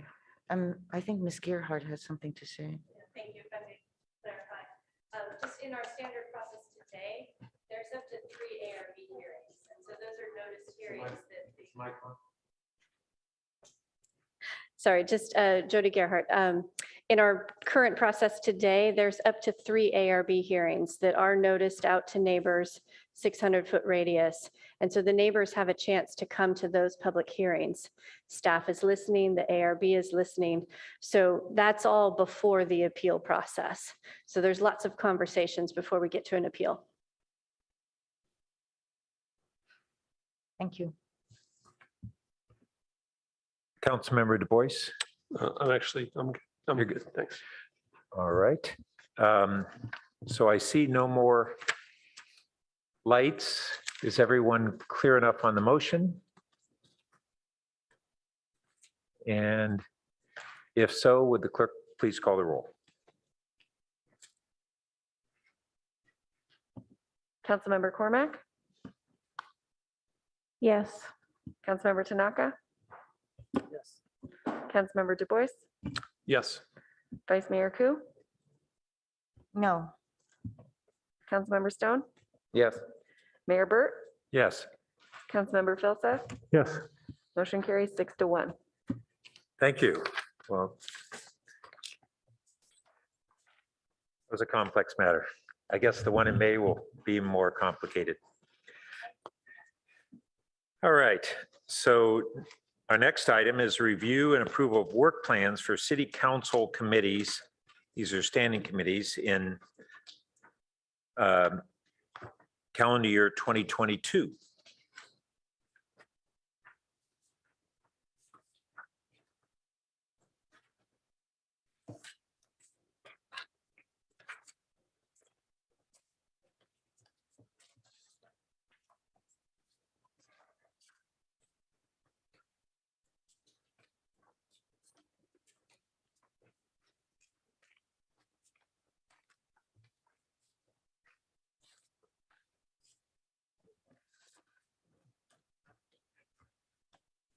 All right, good evening, Council. Kylie Nazay here, Administrative Services Director, and I also have Ms. Cotton Gaines with me, our Deputy City Manager. As the staff that support the two committees, we are before you for essentially the part 2 of the item that the council approved last week, which was the council's work plan for the 4 priorities. As part of your retreat back in February, this item was agendized for council's review. It details the tentative work plans for the committees over the council appointed committees over the coming calendar year. The items on here represent annual items that the council has typically allocated or dedicated towards these committees for their review, referrals that council has currently provided staff through various other actions, as well as items that staff are aware of as of the printing of this report that are coming up over the coming year. Important for the council's awareness is these tentative work plans were established acknowledging that through council's actions on various nights or through various activities throughout the calendar year, additional items may be added. So from a capacity standpoint, we acknowledge that these work plans don't necessarily capture every component, but I will caution the council as we go through this exercise tonight that obviously we have a number of projects under the council priorities and have allocated these work plans accordingly. So we're just ultimately here tonight for your ultimate discussion and approval of these work plans, acknowledging that, again, they will likely change over the coming months, frankly. As of today, I already know there's additional work that's being done with consultants, and so likely some items may be pushed to a subsequent month or something. So just, again, we're here for questions, but wanted to provide that context for the council. Thank you. Since we're a little ahead of schedule, why don't we go ahead and have any, I don't know that there will be questions, but questions from colleagues before turning to the public. Make sure they have a chance to tune in. Does anyone have any questions before we seek public input?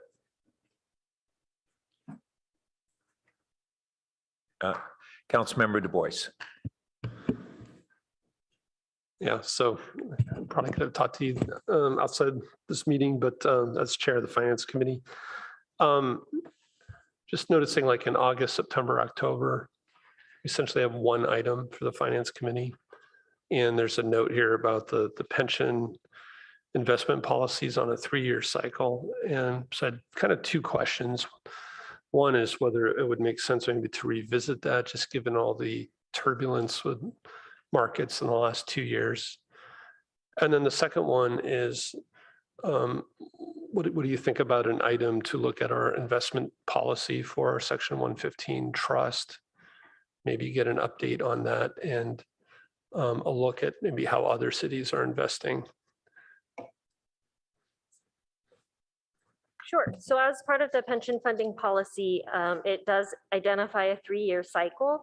And depending on, I guess, when the policy was approved, because this would be our first go at that 3-year instance, we would look at everything from the policy itself to the investment strategies that are outlined in the policy, as well as the funding. So I think that's very viable and part of the Finance Committee's work plan in general.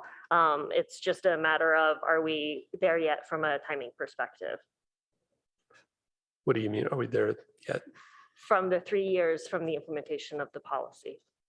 Or Right. is it So right now council's- you're saying we would not look at those this year, right? Not as in-depth as I would say we would do in the 3-year review. We of course would do our normal review of CalPERS reports as part of the actuarial reports, status update on where we're at in terms of funding levels based on that policy, both through the budget process as well as through those CalPERS reports. But as far as a more detailed dive on alterations to it, that would be part of that 3-year review. Right. Okay. So again, I'm just asking with COVID, and maybe it's just something for my colleagues to think about. Do we want to maybe agendize one this year? But Okay, I don't see any more lights, so we can turn to the public to see if we have any members of the public who wish to speak on this item.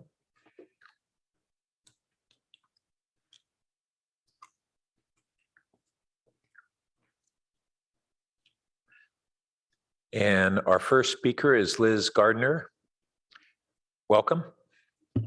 You should have the floor. Thank you, City Council. I just want to say up front that it was really hard to tell if Jonathan or the city manager was speaking. I know this is off topic, but just briefly, if they could, because their voices are very similar and they're masked, it was really hard to tell which one was speaking. So I did notice that one of your city staff did introduce herself right away. So it would be really nice if they did identify themselves, because it's hard to tell. I know there's sort of a green border around who's speaking, but sometimes, we're not looking at that as the public. As far as the work plan, and I'm sorry if I did miss the retreat, but one item of importance that I would like to see that the city council work on, which is warming and cooling centers for the unhoused. As you know, one of our resident unhoused persons died on one of the coldest nights, and I don't mean to be emotional about it, but when the homeless count was taking place in Palo Alto and the county of Santa Clara. And there really is very little out there for our unhoused residents to go to on very hot days and very cold days, and especially during this emergency, national, state, and local for our unhoused. So I just really urge the council to try to come up with, especially because there's so many commercial buildings that are empty, that there are some centers for our unhoused residents to shelter in during very, very hot days and very, very cold nights. That's about it. And I thank you for your time. Thank you. Our next speaker is Rebecca Eisenberg. Welcome. Thanks so much. So first of all, I want to say that I totally recognize that you have a lot on your plate, and that it must be challenging, to try to get through everything. and totally owning that. That said, I think there are a few issues that really have urgency that I don't see reflected on this calendar. And one of them, I'm very grateful to, again, to Ms. Gardner. Thank you, Liz, for bringing up the urgent need to provide some shelter beds for our local homeless population. We really don't want anybody dying on our watch. That is sadly a life or death matter. And while it's not the fault of city council or, you know, anyone here listening that some people don't have homes, what is, it is your opportunity. You know, you do have the capacity and the opportunity, and in my mind, possibly the moral obligation to help them, because what is, you know, power for making policies and spending money for, if not to help others? And it was really heartbreaking, and it continues to be heartbreaking to see people not having a roof over their heads and potentially dying. So the other point I wanted to bring up, and there's so many, but just I'm thinking of like urgent matters, is the tree ordinance. So last week there was a tree ordinance update meeting where the tree folks gave a spectacular presentation of the hard work that they have done and the new proposed tree ordinance, which will finally bring Palo Alto up to state standards. And that's just is an urgent matter. And that's urgent because, as I think it was Winter Delabach, who so often speaks so articulately, I think she was the person, or possibly the representative of Canvas. What they said was, and Canopy, I mean, what they said was that over the summer, often a lot of trees just get uprooted. You know, sometimes it's just oversight, other times it's opportunity. But once a tree is removed, you can't put it back. Planting a new tree doesn't make up for it. Some of these trees are hundreds of years old. You know, as so many people articulated, we really need the trees for our environment and also for mental health. There's lots of new studies. So I hope you'll prioritize the tree ordinance. Thank you. Thank you. And that appears to be the last of our public commenters. So we'll return to the council for additional discussion and a motion. Councilmember Cormack. Thank you, Mayor Burt. How did you want us to proceed? Last time we did this a couple of years ago, we had instructions. Are we doing a specific committee first, or are we taking them individually, or? I think you can go ahead and speak to either if you like. Okay. So I'm interested in making 1 referral to finance, 2 to policy and services, and 3 potential changes to our protocols. The referral to finance that I'm interested in when we get to motions would be to refer to finance the addition of redeveloping Cubberley, to put that on the capital infrastructure plan. For policy and services, I'd like us to consider 2 separate referrals. The first would be to address the really unfortunate situation we had recently where a new member of a board or commission had to recuse themselves. So I think we should consider adding, refer to policy and services and add to the board and commission application the following statement. Please identify any occasions within the past 2 years that you took a public position on a project or matter that could come before this board or commission. I think that should apply to ARB, HRB, and PTC. Second thing I'd like us to consider referring to policy and services would be to limit individual donations to council campaigns to $500. And then I have 3 things for the procedures and protocols handbook. The first would be to have council members take diversity and action training. The second would be to consider a policy restricting council members' use of electronic devices during public meetings. And the third would be to establish an objective rotation for mayor and vice mayor. some combination of time in the seat and votes. So those are the things I'm interested in having us refer this evening. Vice Mayor Ku.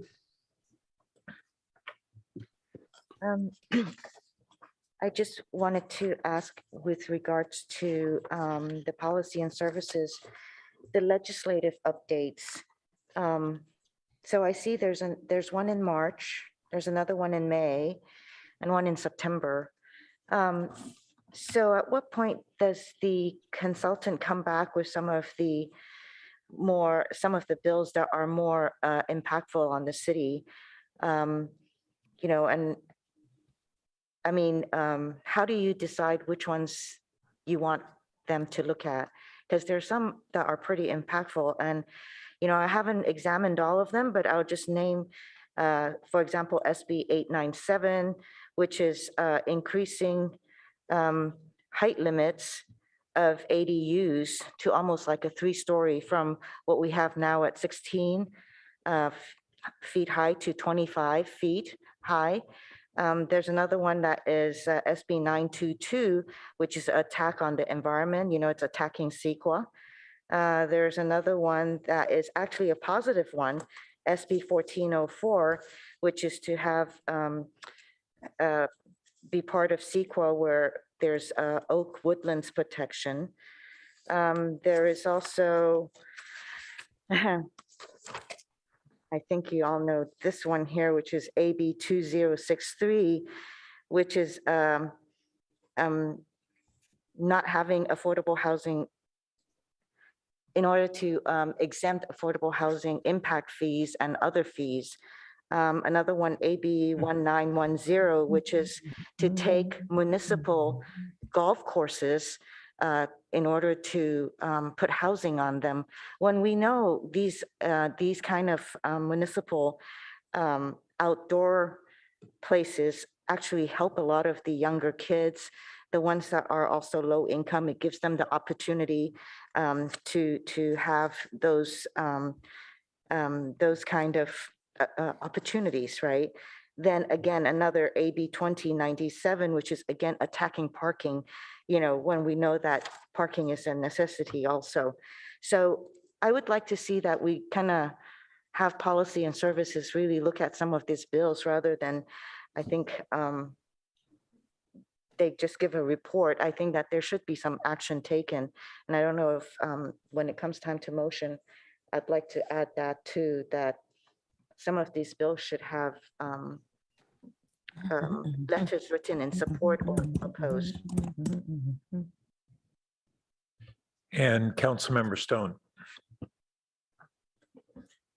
I think there's an Sorry, did open staff mic have a somewhere. response? Sorry. Sorry. There's a lot of inputs within the chamber. Thank you for your grace. Chantel Cotton Gaines, Deputy City Manager. To Councilmember Ku's point for the May update at Policy and Services, some of these questions that you have on specific bills, we can ask the legislative analysis, or sorry, the legislative advocates to bring some additional information. What the City Council voted on last June, I believe, was this sort of strategic approach for the way that we would do legislation of making sure that we hone in on a few bills that have high probability of passage as well as high impact here. And that would be a way that we can direct their energy instead of looking at the over 2,000 bills as their like focal point, but really focusing in on things that really will have local impact on bills that are moving along. So we can have that conversation with them for the discussion that's coming in May. Thank you. Okay, Councilmember Stone. Thank you, Mr. Mayor. Just one question for you, Ms. Cotton Gaines. Just curious when regarding our most recent council discussion last week regarding use of force reports, I assume that'll be then on the PNS agenda for sometime this year, probably in the later half. My memory is super great, but remind me the specific part of the motion last week to make sure I give you the proper response.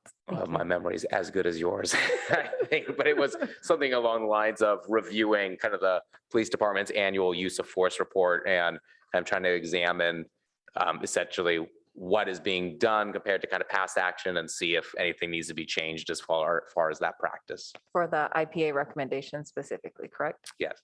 Okay. Let me follow up in just a moment, if that's okay. I just want to make sure I look at our notes before I respond to that. Okay. Thank you. And Councilmember Du Bois? Yeah, right. Question and a comment, I guess. So reading this item tonight, I didn't think that the council protocols were agendized, and hearing Councilmember Cormack's points. Again, the item is described as approval of the council committee work plans. So the June, if you look at the top bullet on page. Packet page 270. Which page? Page 270. It's part of what policy and services is covering in June. And Oh, you're just saying part of the annual review of protocol handbook? So it says the bullet is procedures and protocols handbook discussion. Yeah, I think that happens annually, right? To be teed up for the retreat. It's to be annual, yes. Yeah. Okay, so you're just saying it's part of that discussion? Yeah, it probably should be described as annual review of procedures and protocols. Yeah. So the other one, again, based on what I said earlier, is I'd like it if we refer to review of our Section 115 trust investment policy to the Finance Committee, and not looking, I mean, necessarily at the funding of the trust, but just the investment policy. Okay. Councilmember Philseth. So actually, I want to ask a process question here, which is, so what we're doing tonight is reviewing the work plan, which is a couple of lists of all the stuff for policy and services might look at and all the stuff that finance might look at. So the normal way that somebody on council gets something onto the work plan that isn't there now is you write a colleague's memo and a couple other people sign it, and then it comes to council and the council directs. That's sort of normal procedure, except that tonight what we're doing is we're saying we have a tunnel through that procedure, is that we as a council can vote to add something to it without going through the colleagues memo process. Is that basically what we're doing here? Yeah, it seems like that is now part of our annual work plan review process. I don't know if the city manager or city attorney would like to comment on that concept.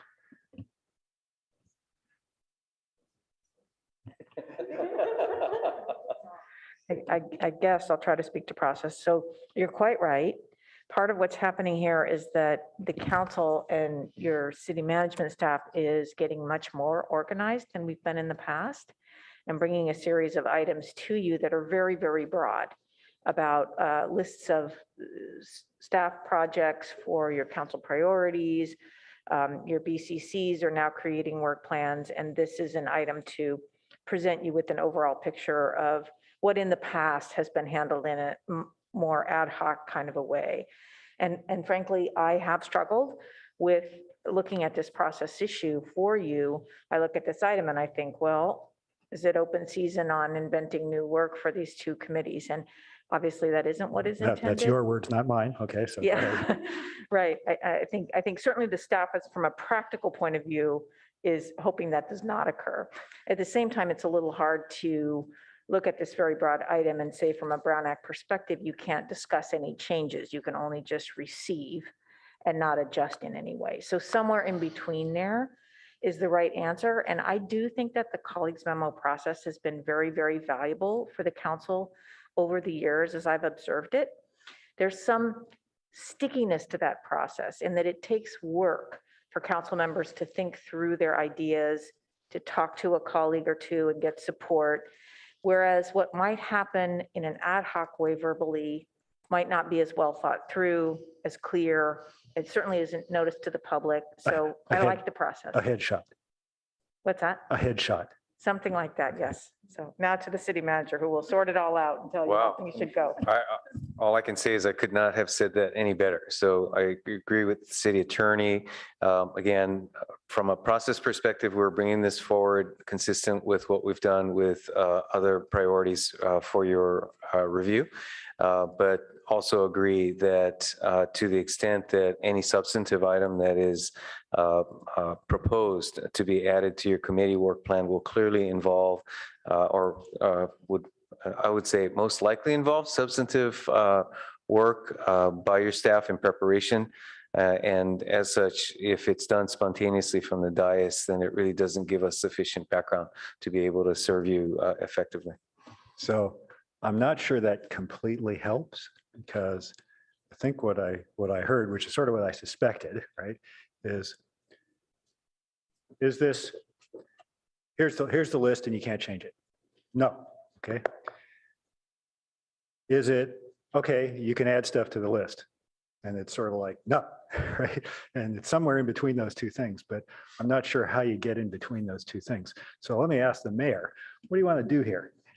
Well, I've got an additional related question, which is some of the things that have been discussed tonight are very specific and granular. Right. Others are at a higher level. Some of the granular things might, in a normal time, be part of a higher level colleagues memo. So can you speak to kind of the issue of some of these very specific and granular proposals? First, they'd have to get 4 votes tonight. If we agree that from a process standpoint, that's something we want to embrace. But aside from that, any thoughts on that aspect as well, of just some of the, how specific some of the ideas have been suggested already? How appropriate is it for us to have those kind of, that specific of referrals?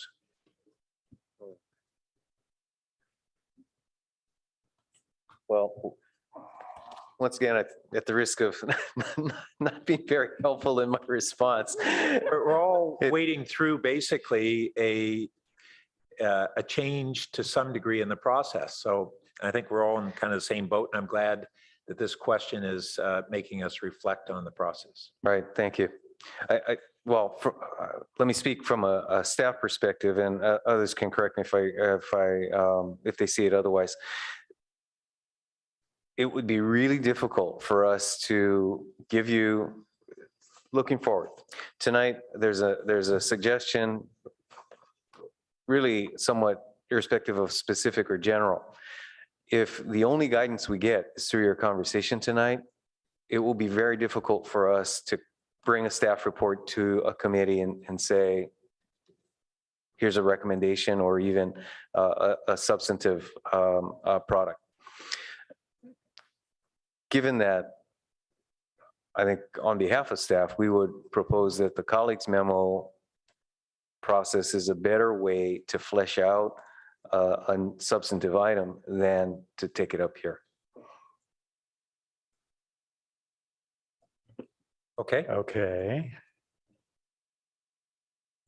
So what I'm hearing then, if I can try to characterize that, is that we should be very judicious in adding items, that any item that's added should have enough clarity to the proposal that staff could prepare adequately for it. And that requirement suggests a greater limitation on our referrals than maybe we've been bantering about here so far. That's okay. I mean, we're thinking this through and trying to figure out what's an appropriate approach. I think getting the annual work plans has been a real step in the right direction. Agree. And then we have the question of how much do we modify them on the fly? So how about if I move the staff recommendation? Well, we can get that on the table and then see if there's any, go ahead. Yeah, so I'll move the staff recommendation. I'll move the approve the existing work plans. Second. Okay, second by Councilmember, or Vice Mayor Koo. Did you want to speak? Yeah, I mean, I think, you know, the process that I think we're heading towards is that, you know, we start with the staff report here, right? And then under sort of conventional circumstances, people would propose amendments to it, and they would either be friendly or unfriendly. And, you know, in the spirit of this, at least for me, they're all going to be unfriendly. And then we'll have a discussion on each one, and hopefully some guidance from staff on each one as well. And hopefully there aren't too many that get approved, and because, you know, staff bandwidth is a finite thing, right? So that's what I think we're heading down. Okay, Vice Mayor Koo. I don't have anything to add to the great comments that Councilmember Philsett made. And just one high level comment as I think about some of the things that we've been discussing. For instance, some of them may actually fall under existing items that are coming to these respective two standing committees.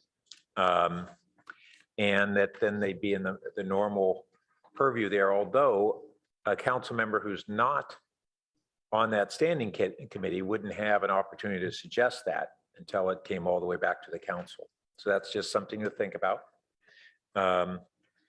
Well, yeah, they would, wouldn't they? Because this is a work plan. So any council member ought to be able to chime in on any element of a work plan. Well, tonight. Yeah. Correct. Right. Yeah. That's chiming in, but that's not direction. So to have direction, it would have to be supported in the motion. Okay, Councilmember Tanaka. So I thought that Councilmember Philsett asked a really good question, because I've actually thought about that myself. And I wanted to ask Wally here. So legally, are we bound to the colleagues memo? Is that the only way items can be introduced, or is it okay for us to do as we're proposing to do here? Is there some sort of legal boundary where we have to have that colleagues memo route, or is that something that's really up to us? Council has made that rule for itself. It's not a requirement in any other source of law. Okay. So you could change it. It is in the council's procedures and protocols. And it's really requiring that second member to sign on is similar in function as having a second here. But the requirement to write and develop your thoughts and then get agreement from another council member does mean that the proposals are more thoughtful and more fleshed out. And often there's a bit of compromise involved in drafting that and bringing that forward. And so council has had that procedure for very many years, and it's worked well. If I might add, Councilmember Tanaka, Director Noze reminded me that there is one other process through which new items can be brought forward for council consideration, and that is through the budget. That typically primarily through the Finance Committee's deliberation, but not exclusively through that, we do receive referrals that initiate substantive studies or new work through that budget process. Okay. Yeah, okay, good. That helps clear things up. So it is what I thought it would be. So it's kind of self-imposed. So I get that. And I guess for me, from my perspective, the seven of us up here are elected by the people. And if we don't do what the people want, or if they're unhappy, they'll just not vote for us again, right? But staff is appointed by us. And so to me, because we work for the people and the staff works for the council, and I think about who works for who, I think it's really important that if I think about the balance of power between the elected officials, which is us up here, and the staff, I think that while the colleague memo has some benefit in terms of us thinking through things, it also shifts the balance of power more towards staff versus the elected officials who are more accountable than, let's say, the staff members. And so I think that I actually like the process of us being able to make suggestions tonight and modify the work plan, because we do have Brown Act issues where, we could, if you happen to talk to the wrong person or too many of the wrong people who don't support your thing, it's basically dead in the water because you're Brown Acted out. Versus up here, there's 6 people that could perhaps second it, right? So, and perhaps you could even get a majority. So I actually think that this process tonight is actually really important. It's a good item for us to have.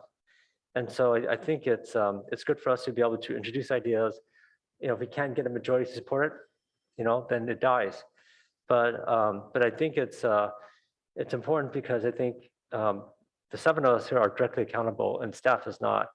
And so I think it's important for us to be responsive to the public. So I'll speak on a few things. So with that said, I don't support a ban on electronic devices. I think it's important for us to be able to get as much information as possible from as many different places as possible. So I think that's important. And I think the one I'll propose here is, there's been a record amount of crime in our city. We had the police chief last week talk a little bit about it. And one thing I've seen really successful in Atherton and Danville and cities similar to us is they start putting up fixed license plate readers, which will monitor the cars going by, and they're able to use it for crime prevention. And given the crime level and given the success in neighboring cities with these systems, I think it would be a good item for policy services to look at. So that's my suggestion. Are you proposing an amendment? Oh yeah, actually, good point. So let me propose an amendment that policy and services investigates using fixed license plate readers. For prevention of crime. Okay. Let's see, as the maker of the motion, I think we should vote on that. Sure. Wait a minute, that is not a procedure. You either accept Oh, or sorry. don't accept the amendment. Sorry, that was a loopy way of saying I don't accept the amendment. Okay. And apologize. Councilmember Tanaka, then you have the option of proposing that as an amendment. Okay, I'm proposing as amendment. Do we have a second? You have to signal, no one? I have a question. Okay, Vice Mayor Kua, clarifying question on the proposed amendment. More to staff. Should this be going to policy and services or finance? Your policy. Policy? Okay, thank you. Never mind. I don't see a second. All right. Does that finish your remarks?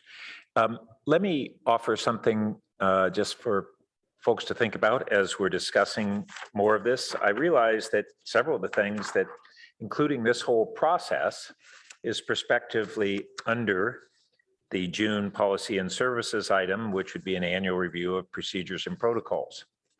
And this is maybe where the Policy and Services Committee should think about going forward.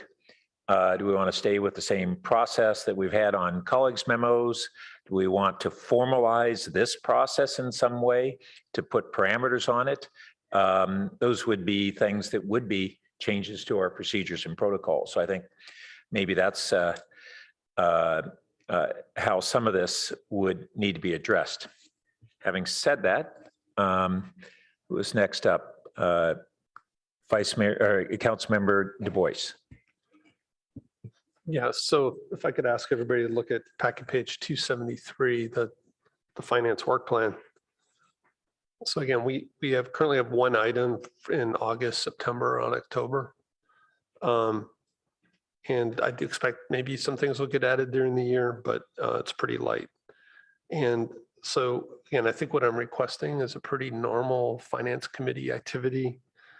I think it's pretty defined and pretty modest in scope. I expect in terms of our section 115 trust investment policy, we're probably pretty good. But there was some really interesting session at the Cal Cities conference where other cities were talking about kind of their policies. And so I guess I'd ask Director Noze, do you think that keeping that scope defined, that would be a reasonable item maybe to add? To be honest, would need to consult outside consultants. Staff is not the experts necessarily on this. And so between now and then, we would need to do either a public process if it's a contract over our thresholds, or just do some research to find a firm to assist us in that evaluation. So I would also say I would highly recommend you do that in conjunction with your pension funding policy in totality, because your investment policy of your 115 trust goes directly towards how your policy chooses to use those funds. So without marrying those two, I'm not sure how much a 115 specific item can help. So I would almost say if it's the desire of the council to accelerate the funding policy review to more frequent than the 3-year term, then that would probably be obviously a body of work for us to go back and evaluate, but I think that would be a better use of your time and staff's time than trying to isolate one component of it. So just to clarify, so like our treasury invests cities' assets, we have a policy for that. Correct. Why is the investment policy tied to how much we fund the trust? Like those seem very separate. Because as part of the pension funding policy, there was a decision on the intended uses of that 115 trust. And depending on your intended uses of that 115 trust really dictates how you want to invest it. So for example, if the intention of the investment, the 115 trust, is a rainy day fund that we will never use for decades unless absolutely critical, that would likely have one investment policy. If the other intention of the reserve is to use it to stabilize rates as they grow over the coming few years, that would likely be a different investment policy, because one would be a long-term view, the other one would be a more volatile short-term view. And the choices of the council from an investment perspective would likely be more risk or less risk averse, depending on how you choose to use the funds. I mean, I see both of those. Those are investment decisions, like the hot timeline. But how much we put into it each year, the funding of it doesn't necessarily, that's a different topic to me than the investment policy. So that's what I was trying to split off. Right. So do you see it tied to like how much we put in every year? I mean, it's tied to both, in my opinion, but ultimately it is the council's prerogative if you wish to pull those two apart. Okay. I was just trying to kind of create a smaller scope item. Again, Understood, we're and I going appreciate a that. quarter with no activity. Yeah, I appreciate that. I just, for me, they kind of coincide. Because, let's take the market right now. It's been up and down, obviously. If our intent is a long-term investment, you may choose to go more aggressive in the market because we plan on weathering these ups and downs. If the intent is a stabilization fund, you likely want to invest it more conservatively so that you're not necessarily taking the upswings and the downswings. As an old finance colleague says, the last thing you want to do is buy high and sell low. So it just depends on the council's priorities. So Councilmember Du Bois, you can propose an amendment or pass. Yeah, no, I was just trying to click clarity. So before I made a motion, which would be that we would add a review of the section 115 investment trust policy to the finance committee work plan. I don't accept that amendment. Okay. Is there a second?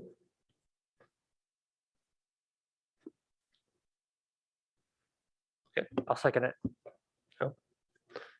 Okay. Well, I think I made my point again. Okay. Councilmember Tanaka, did you want to speak to your second? No, I think Councilmember Du Bois already spoke to it. Councilmember Cormack.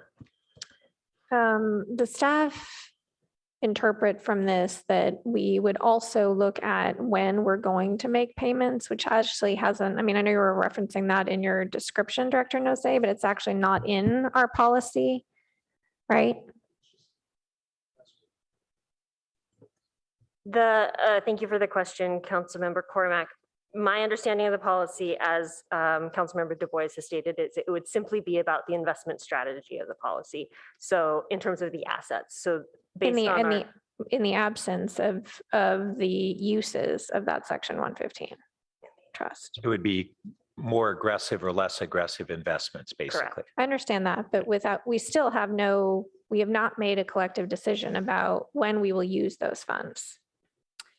There's a decision that has been made loosely in the pension funding policy, which identifies use of the funds for, it's a pretty broad definition, but ultimately the buck stops with the city council on their choice of when to use those funds. I have a feeling that will come up as an item of discussion during our 3-year review of this policy, now that we've had a few years under our belt of saving for the 115 trust.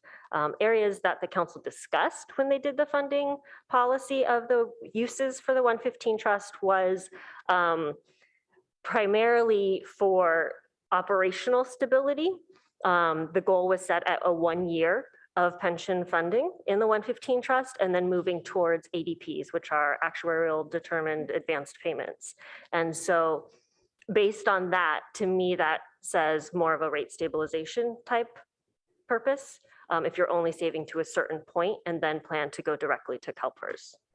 So to your question, this to me would only identify us talking about how the trust is invested in the market with our contract. And in the absence of this amendment, if staff felt we should be making a payment using section 115 trust funds, you would bring that forward as part of our budget, as part of our budget. Yes.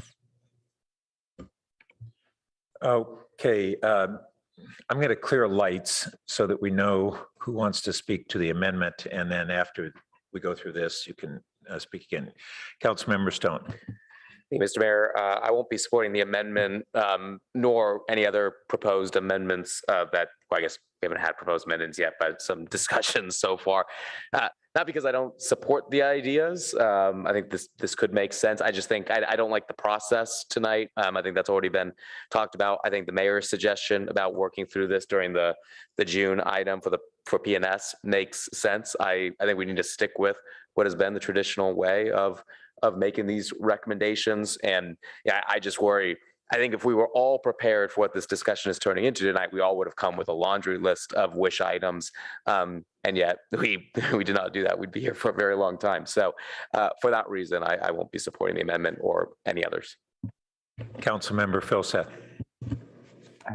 Yeah, +1 to what Greer just said. And then on this particular item, my personal approach would be to start with a discussion with staff within the 1 hour per staff time of we get per item before making a judgment on whether it rose to the level of having a whole finance committee review. And I'll just add, as I've thinking through this process, I'm generally with Councilmember Stone on this, with maybe the exception that if we hear certain specific proposals tonight that either just clarify an existing item or are small enough and discrete enough and that we might consider them. Otherwise, I think that we should be trying to use the colleagues memo for most of these additional work items. So, Councilmember Du Bois. I mean, hearing that, I think I'll withdraw the motion. Okay. So the amendment is withdrawn. And Councilmember Cormac. So this is pretty frustrating.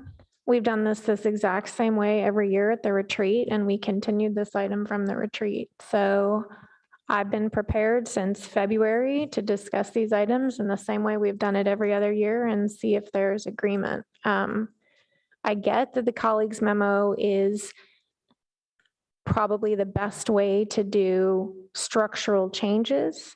But as we all know, it takes a long time. And as Councilmember Tanaka said, it can be difficult. You can fail before you get started. This is our only time each year to have a meeting in public to discuss changes. So kind of frustrated that, you know, the process has been changed without it being reflected. So, you know, I mean, I'm on PNS this year, so I can set aside these 3 protocol ones and bring them up in June, no problem. But if I weren't on PNS, I wouldn't have any opportunity, you know, to make changes, which I don't think is appropriate. The finance one I can do in the budget, that's fine. So that leaves 2 potential referrals to policy and services. And I guess I'll just ask staff, with respect to making a change in the application for 3 specific boards and commissions, ARB, HRB, and PTC, what method should we be using to make that suggestion? If not tonight, is there some other method that you recommend? So this again would be to proactively identify any conflicts of interest for these 3 boards that have quasi judicial hearings. I think we've seen there's a problem with our applications that I think we can improve. So what's the best way to do that? The risk of perhaps tossing the baton over to the city clerk. I thought we had a boards and commissions handbook change pending. Could you confirm? There were updates made to the boards and commissions handbook, and those have been incorporated. I can't hear you too well. Oh, I'm sorry. The changes that were adopted, I believe, in November were incorporated into the handbook. Regarding this specifically, I don't think it addressed it. One suggestion is you could incorporate it within the interview process or make a modification to the handbook, which we can bring back. I think would be. Can I offer a suggestion? Because this topic of is not specifically council procedures, but they are board and commission direction, basically, to boards and commission members or applicants. And so I wonder whether going forward, the council procedures and protocols review annually should include an additional topic of any other direction toward boards and commissions. You're giving us a lot of work, Pat. That makes sense to me. Would we need to take action, staff, on that tonight as a specific part of the referral to PNS for the June meeting? We probably would, because it's not actually included in our procedures and protocols. So we would add a board and commission handbook. Okay, so I will make an amendment then, offer an amendment that we add to the June, I hesitate to say June, it's already pretty long. We add to the, policy and services tentative topic list for calendar 2022, a review of the board and commission handbook.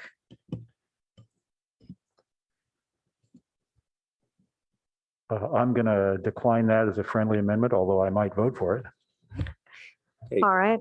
I will second it. Thank you. Okay. So again, let me just be super clear about the reason we might want to consider this. We recently had a situation where we interviewed a candidate, we appointed the candidate, and the candidate then had to recuse themselves from a very important project. So I think we're missing an opportunity to at least flag potential conflicts before we make our decisions. And I'll just make 2 comments on this. One, this referral is one that is led by the just policy decisions of the council and the committee, as opposed to being a staff-generated work piece. And so I think that makes it more appropriate for this direction. And we're also not giving direction tonight on any specific policy changes. Councilmember McCormack's alluded to one example. I'll just say on my familiarity with that is that the commissioner there was a strong case why he did not need to recuse himself, but on kind of a preponderance of caution and to avoid any potential litigation. There was a recusal, a little bit different from something that's clear there, but nevertheless, I think that whether it's that aspect or other parts of the board and commission handbook, that's an appropriate thing for Policy and Services Committee to do annually.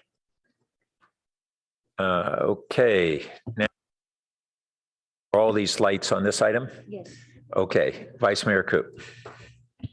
I wanted to ask, so on this motion, Councilmember Cormack, is this a disclosure on the application form? I use that just as an example. Just use that It's- as an example, Vice Mayor Koo. The motion is just for the Policy and Services Committee this year, in the same way we review the procedures and protocols handbook for the council, to review the board and commission handbook. For example, members of the boards and commissions might have suggestions they'd like to present to us, or staff might have identified things.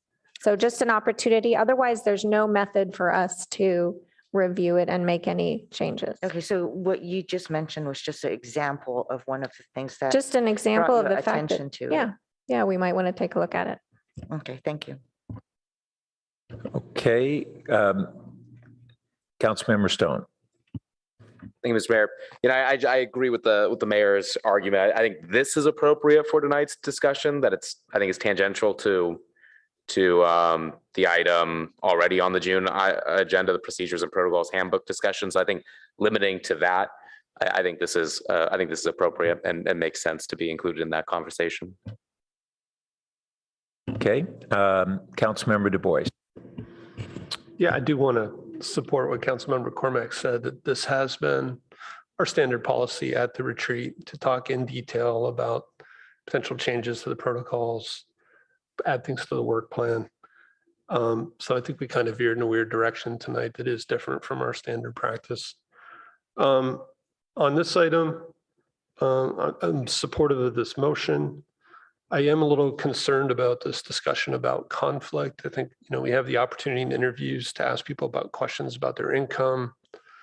And having a conflict on one project does not disqualify somebody for me from being on a board. I mean, I had income from Stanford for a portion of my time on council. I had to recuse on Stanford items.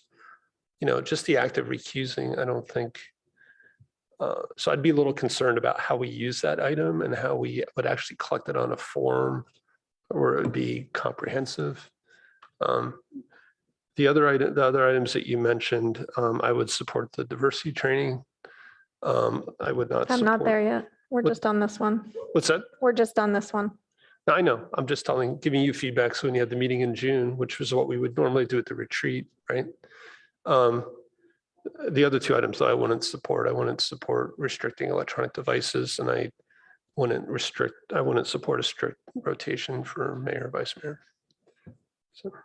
Okay, so at this time, let's stick to the amendment. Councilmember Philsett. Staff got any bandwidth concerns over us doing this tonight? For the handbook, not that we're aware of at this time. Okay. Super.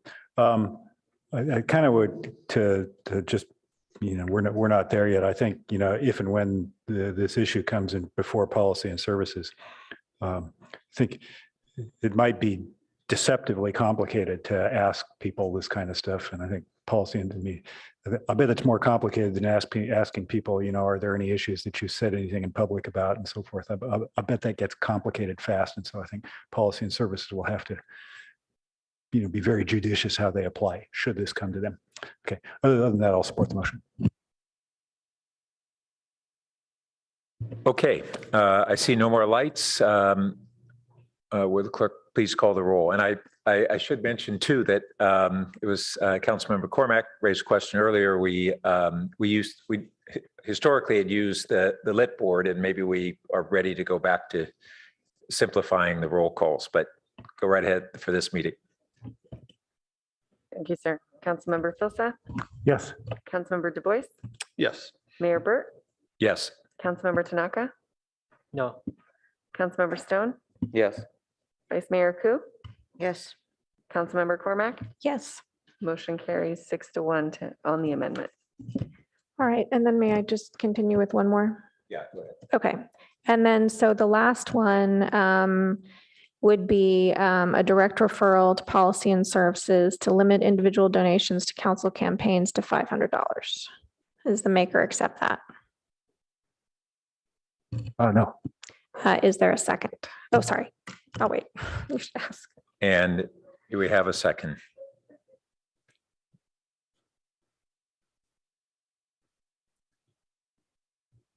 I don't see any. Thank you. So I just want to comment on two things. One is this question of input for prospective upgrades to the policy and services, the council procedures and protocols. That we've done historically, but that's only a fraction of what we have before us tonight and what's been proposed. And so I think as we go forward in a future agenda item like this annually, maybe we want to break it up. And if we don't get to do the input on procedures, protocols, and perhaps now board and commission handbook, because those seem like kind of policy-based things on process, that we should, under the agenda, have two parts to this. And maybe sometimes we'll cover that in the retreat, and if not, we roll it over to this meeting. And there was one other comment, but it escapes me. So, yes, Ms. Gaines. Thank you. I just wanted to follow up on a question that came to us a while ago from Councilmember Stone. The referral from last week's council meeting related to the recommendations from the IPA, the policy discussion of that will go to policy and services, but not on specific IPA report items is probably how it will come. But I will add that from last week's motion to your work plan. Great, thank you. No problem. Okay. And on the diversity training, that item is also coming to council as part of a consent item, which has been a recommendation from Policy and Services Committee in February. So I believe that'll be on your agenda for May 2nd on consent. Thank you. Vice Mayor Ku. Thank you. So diversity training is for staff or for council members as well? The item that is scheduled right now is for board and commission members, and at Policy and Services Committee on February 8th, the recommendation came that the city council member should also attend one of the 3 different scheduled retreat dates or training dates. So we'll share more information with council going forward. It's been shared with me to make sure we don't have a quorum if any board or commission or the council there, so that the training can go forward as planned. Thank you. You're welcome. Okay, do we have any other proposed amendments? I see none, so now we can vote on the main motion.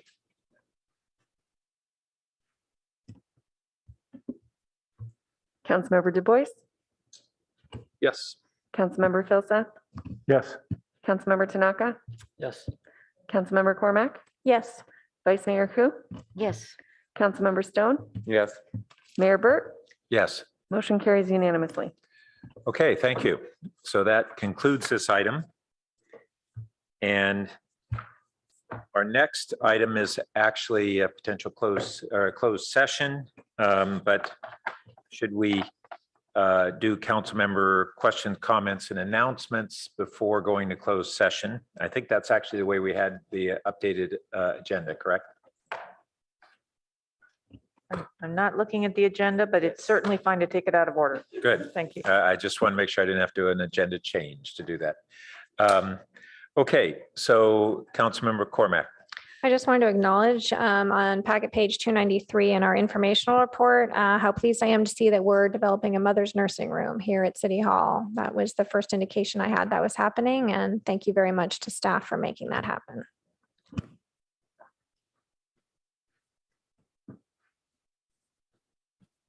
Okay, I think that concludes council member questions, comments, and announcements. So we will now be going into a closed session, and I'm sorry,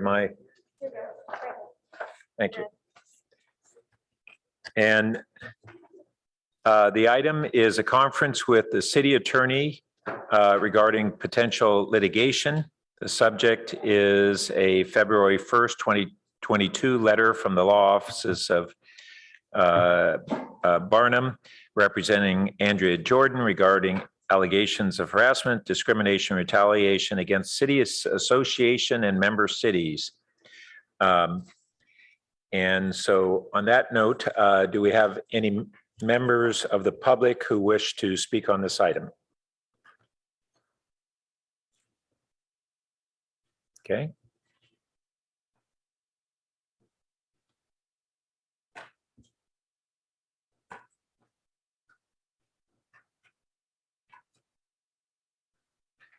And the time needs to be adjusted. So if anybody else wishes to speak, they need to put in their names at this time. Our only speaker is Liz Gardner. Welcome.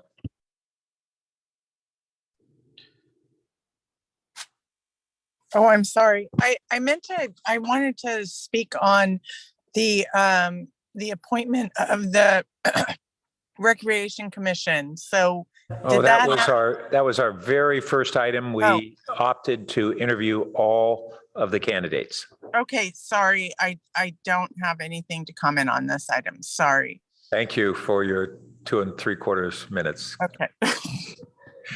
All right. At this time, we'll entertain a motion to go into closed session. So moved. Motion by Councilmember Philseth, second by Vice Mayor Koo. And do we have any discussion on that? Seeing none, would the clerk please call the roll? Vice Mayor Koo, Yes. Councilmember Cormack, Yes. Councilmember Tanaka, Yes. Mayor Burt, Yes. Councilmember Philseth, Yes. Councilmember Du Bois, Yes. Councilmember Stone. Yes. Motion carries unanimously. All right. On that note, we'll be going into closed session. Colleagues, do folks need a break before closed session? Yes? 2 minutes? That's not, okay. So why don't we, we'll reconvene shortly. Screen share.